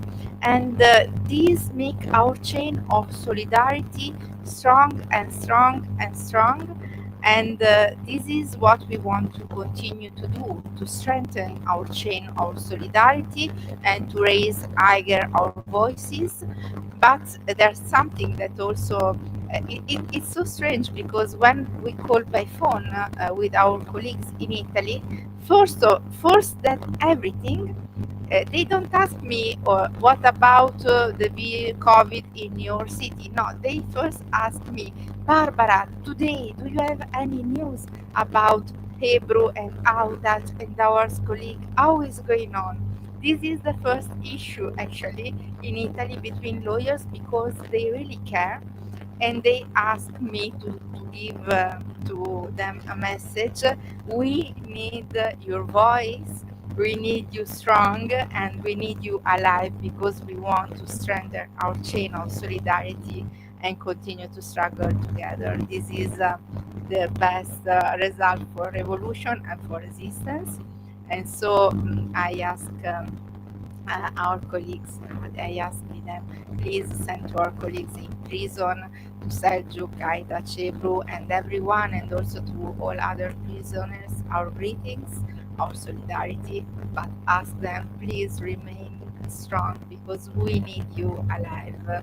And one day maybe we will celebrate again the democracy. Maybe I will be with you again in Turkey and we will celebrate together. But please say to them, stay strong and resist, because they need them alive. And there are a lot of lawyers and normal people who really cares about them and ask every day news. So really we care as human beings before than as lawyer and comrade. And so thank you so much for what you are doing. Thanks a lot, Barbara. That was very nice words, very strong words. It shows how big solidarity is there, not only from Italians, but from lawyers especially also. It's good to have you. It's our guarantee for the future. It's the guarantee for all the people. first of all, to have defense in that way and to teach to defend in that way. You are a very big example, not only in Turkey, but you are also in this moment because you are in this part and in this side of the resistance. And not all the lawyers can do it. The usual tradition of lawyers in Europe today is very weak. Many things, not only in Europe, also in Turkey especially, didn't would know. First is the money, the career, and things. It's the same everywhere. You can find everywhere so much, but people like you, lawyers like you, it's not possible to find them easily. So take care of you also, and we need also you. Thank you, Barbara. We continue to hear you. Thanks a lot. Sorry to leave you. Bye-bye. Huh? Bye. Okay. So, well, Didem, we were in the point, yani demin senin tutukluluğuna iptal etmek zorunda kaldık. Bir kısa bir toparlayabilir miyiz? Onlara da o soruyu daha açık bıraktık çünkü. Evet. Anlamadım. Bir daha söyler misiniz? Ha, evet. Şimdi orada kalmıştık. Sen de yargılanmıştın. Aynı suçlamalar getirildi. Ondan sonra sesin çıkmamıştı. Your voice was not there and you just spoke about your own imprisonment, the accusations and how the trial was for you. Shortly to summarize that again. Evet, aslında yaşananları yargılama sürecinden biraz daha geriye götüreceğim ben. 12 Eylül 2017 günü. Nuriye ve Semih'in duruşmalarından 2 gün önce evlerimiz ve bürolarımız özel harekat polislerince maskeli ve ağır silahlarıyla bürolarımız basıldı ve işkenceyle gözaltına alındık. Yaklaşık 10 gün süren sistematik işkence altında siyasi şubede tutulduk. Bu 10 günün sonucunda ilk defa savcı karşısına çıkarıldığımızda bana yöneltilen 2 sorudan, zaten sadece 2 soru soruldu, bahsedeyim. Buradan bizim nasıl bu sürece geldiğimizi anlayabileceğimizi düşünüyorum. Bu sorulardan bir tanesi Nuriye Günmen ve Semih Özakça'nın tutuklu bulunduğu sırada ziyaretine gittiğiniz, defalarca ziyaretine gittiğiniz görülmüştür. Hangi sıfatla, ne amaçla, niçin onları ziyarete gittiniz, ne sıfatla gittiğimiz ortada. Onların avukatlarıyız ve avukatları olarak elbette onları ziyarete gideceğiz hapishanelerde. İkinci bir soru, Berkin Elvan Adalet Çadırı 2015 yılında yine Ebru ablanın açlık grevinde olduğu, adalet talebini açlığıyla dile getirdiği, müvekkilinin katillerinin cezalandırılmasını istediği çadırda, büromuzun kurmuş olduğu bir çadırda, yani demokratik mücadele verdiğimiz bir alanda niçin bulunduğum soruldu. Bunun da cevabını verebiliyorduk. Bütün bu soruların ardından tutuklama gerçekleşti. Ve 17 avukat arkadaşımızla birlikte tutuklandık. Silivri hapishanesine götürüldük. Bir gün içerisinde Türkiye'nin çeşitli illerindeki hapishanelerine dağıtıldık birbirimizden koparılırcasına ve hiçbir gerekçe sunulmadı. Yargılamaya gelirsek yaklaşık 1 yıl tutukluluğun ardından ilk kez mahkeme karşısına çıkarıldık.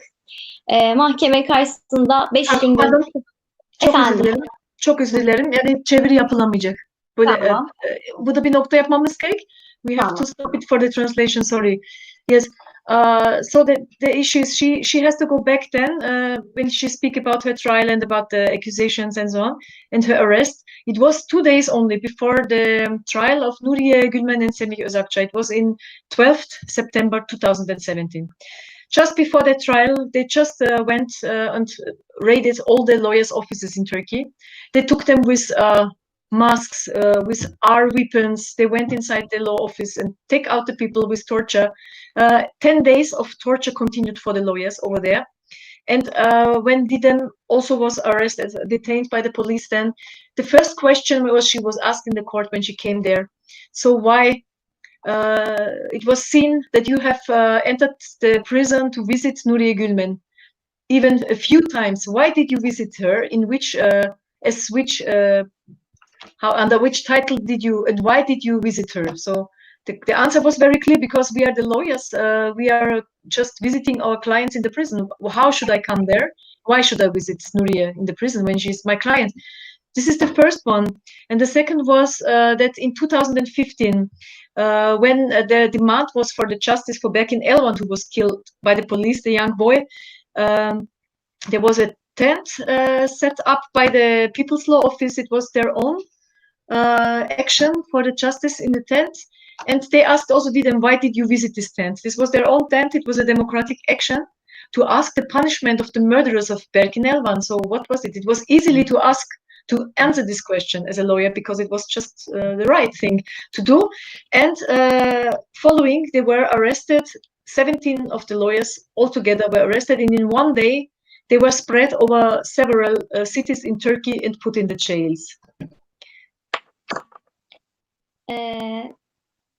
Bir yıllık tutukluluğun ardından ilk kez hakim karşısına çıktık demiştim. İlk celse 5 gün boyunca sürdü. 5 gün boyunca niçin halkın avukatlığını yaptığımızı ve halkın avukatlığını yapmanın nasıl bir gurur olduğunu anlattıktan sonra 5 günlük duruşmanın sonucunda hep birlikte tahliye edildik. Tahliye gerekçelerimizden bir tanesi avukat olmamızdı. Ve tutuklanma gerekçeleri de zaten avukatlık faaliyetlerimizde. And we had seen the courtroom the first time after 1 year imprisonment. And it was so that we had our defense, and we said why we are proud of that, to be the people's lawyers. This was the question. And in the end, we were released by the court, saying that actually all we did was in the frame of lawyership, and what we did, it was a defense. So we were lawyers, we were released. Verilen bu tahliye kararı 10 saat içerisinde siyasal iktidarın müdahalesiyle geri alındı ve 12 avukat arkadaşımız hakkında tutuklamaya yönelik yakalama kararı çıkarıldı. And only within 10 hours this decision of the release was taken back with a political trial, actually, and there was a imprisonment decision, the decision for re-arrest 12 of our colleagues. Bizler, ben de dahil 5 avukat arkadaşımız hakkında hangi gerekçeyle olduğunu bilmediğimiz şekilde serbest bırakılmamız kararı verildi ve tekrar tutuklamaya yönelik yakalama kararı verilmedi. Yalnızca Aytaçlar, Selçuk abiler tutuklandı. Biz dışarıda kaldık. Tahliye kararı veren mahkeme dağıtıldı. Rütbeleri düşürülürcesine başkaca mahkemelere gönderildi ve yeni bir mahkeme atandı.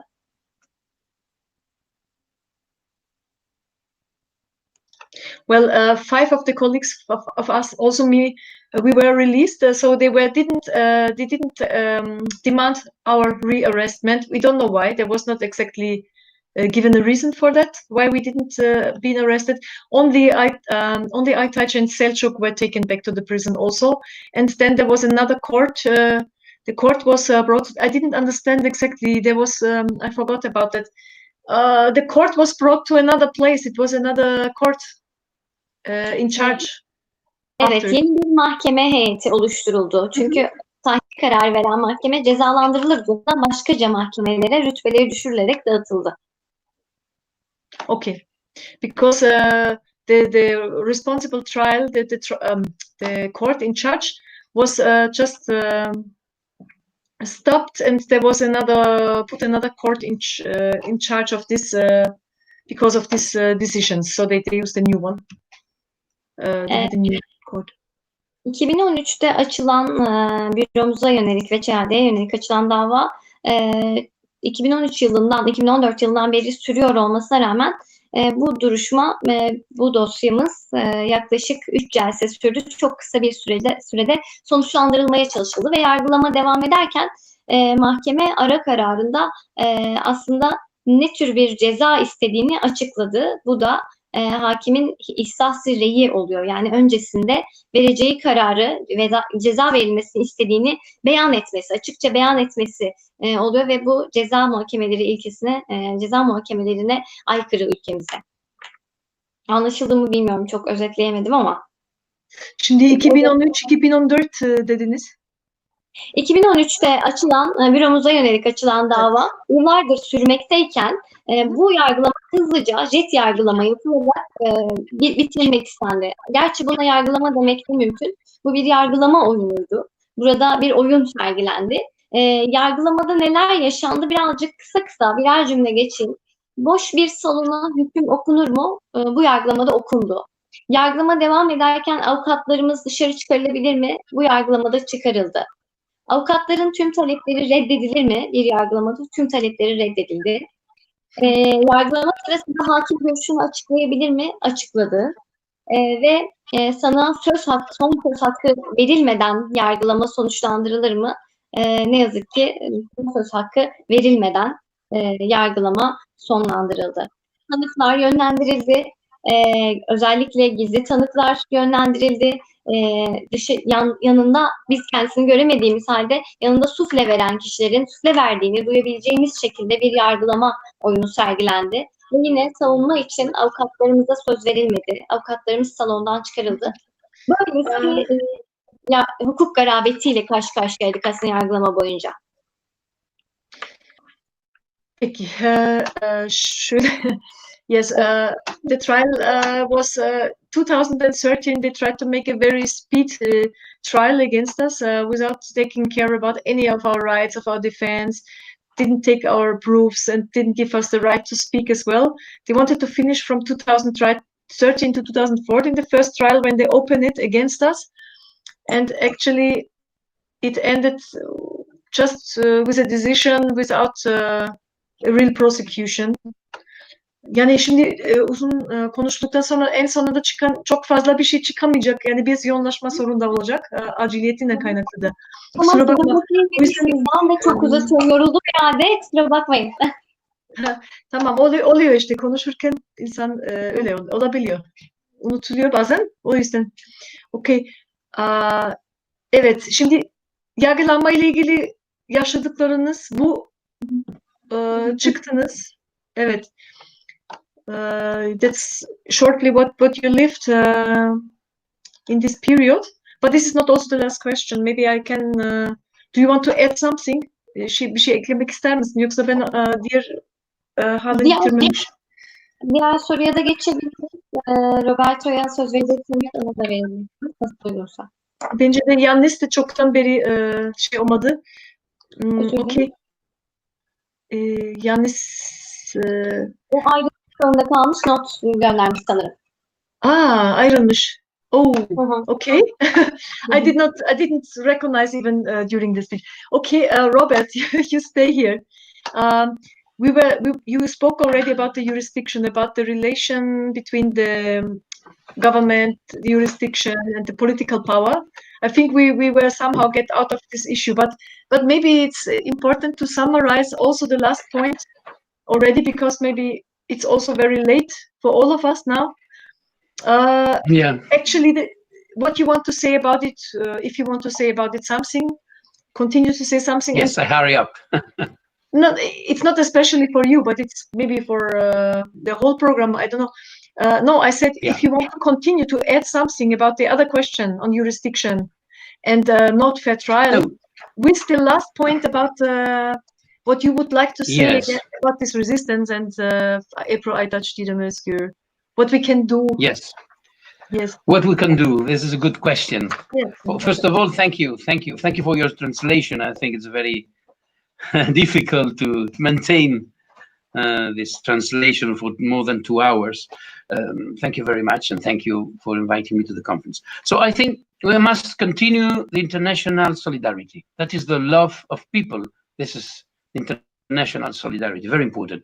And we must continue positively supporting trial observation missions and fact-finding trial missions, as well as we have done the last 6 years. I think we must call on the authorities, Turkish authorities, to guarantee the independence of judges and lawyers, and to protect procedural fair trial guarantees. And I think we have to raise concerns about the recent developments jeopardizing the effectiveness of individual application to the constitutional courts as a domestic remedy for human rights violation, and about the big disdain for the decision of the European Court of Human Rights, the case of the Demirtaş against Turkey for the pretrial detention is a very clear example. Always stressing the importance of civil society organizations and human rights defenders in a democratic society as a vivid and necessary body for the defense of human rights against fascism also. And to end my intervention, I want to show my solidarity with all our colleagues in the hunger strike and in the hunger strike to the death in the case of Aytac and Ebru. I think sometimes in the fight, I think they have to be released, and I think all of them are an honor for our profession and for the people. Thank you.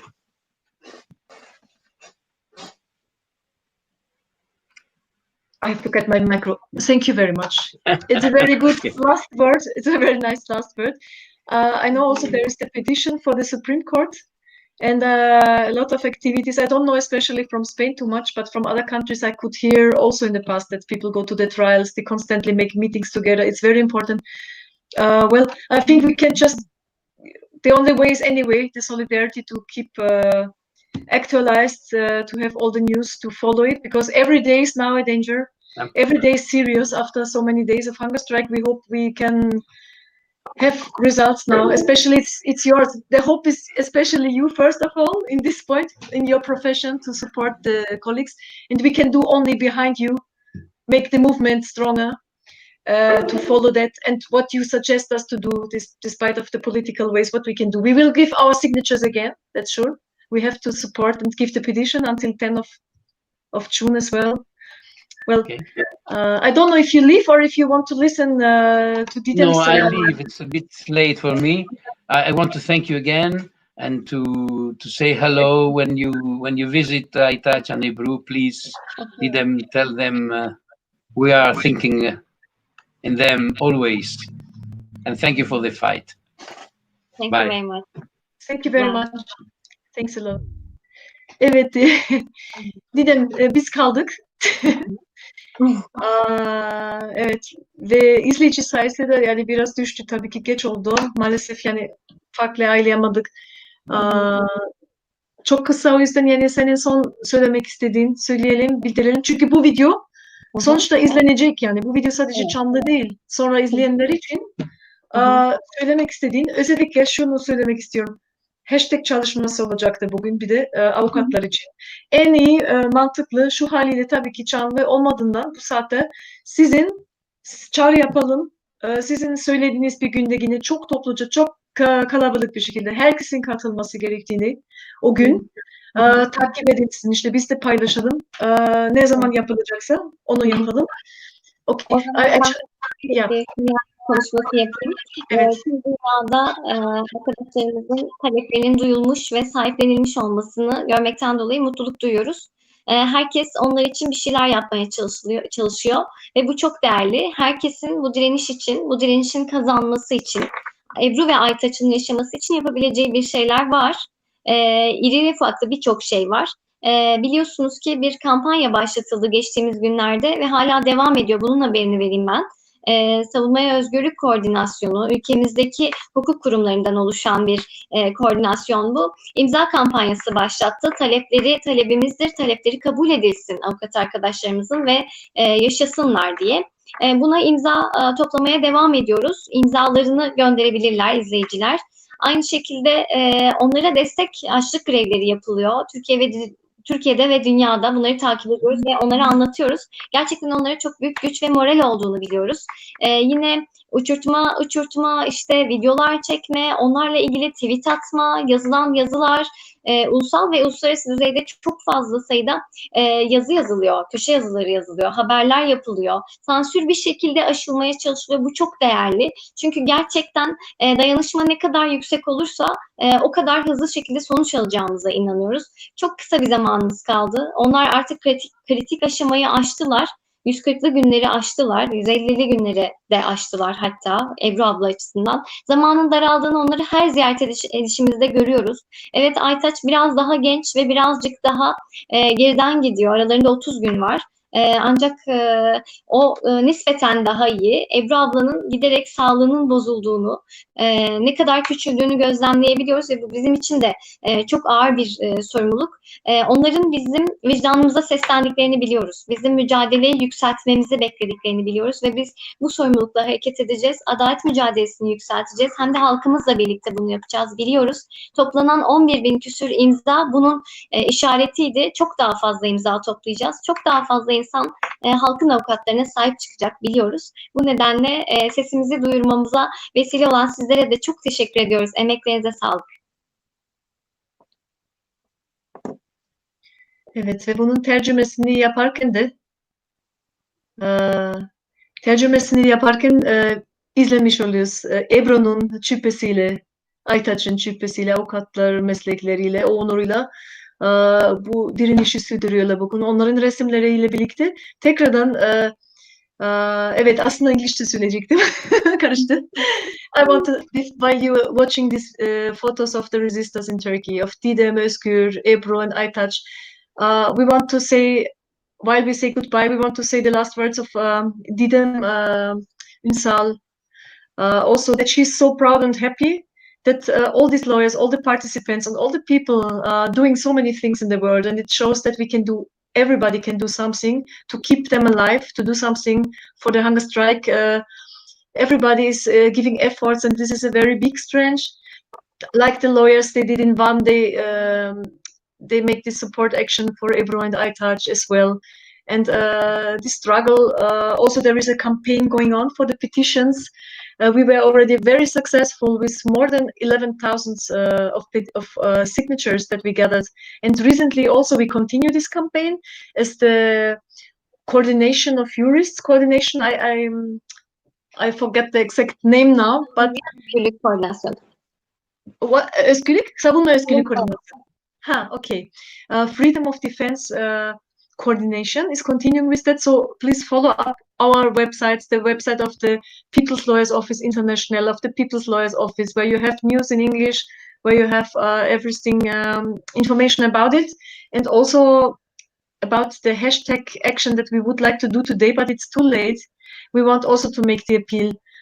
Please follow up the solidarity pages.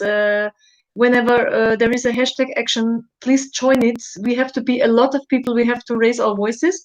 As Didem also say, there is really not so much time. We have to strengthen this struggle. We have to make it higher. We have to raise it all over the world. And we will do it together with the people. Of course, we will do it together with the people. And that's why all of you is invited to give its hand, her hand, his hand, to this resistance. So I think I could summarize what you said. If I forgot something, I'm sorry. I want to say thank you, Didem, also. Çok teşekkür ediyoruz. I want to thank you for this program, to join it, and that it's, though it was long, very nice. Greetings to the resistance, greetings to Aytac and Ebru, greetings to Özgür and Didem, greetings to Helin and Ibrahim and Mustafa, who learned us to fight for justice, who opened their eyes in the world, and who make us hopeful that we can win together and strengthen our solidarity. I say goodbye, and I thank everybody for listening. Bye-bye. Didem, many greetings to Ebru, to Aytac, to all your colleagues, and thank you for joining us. Greetings and strength for yourself, for your struggle. Thank you.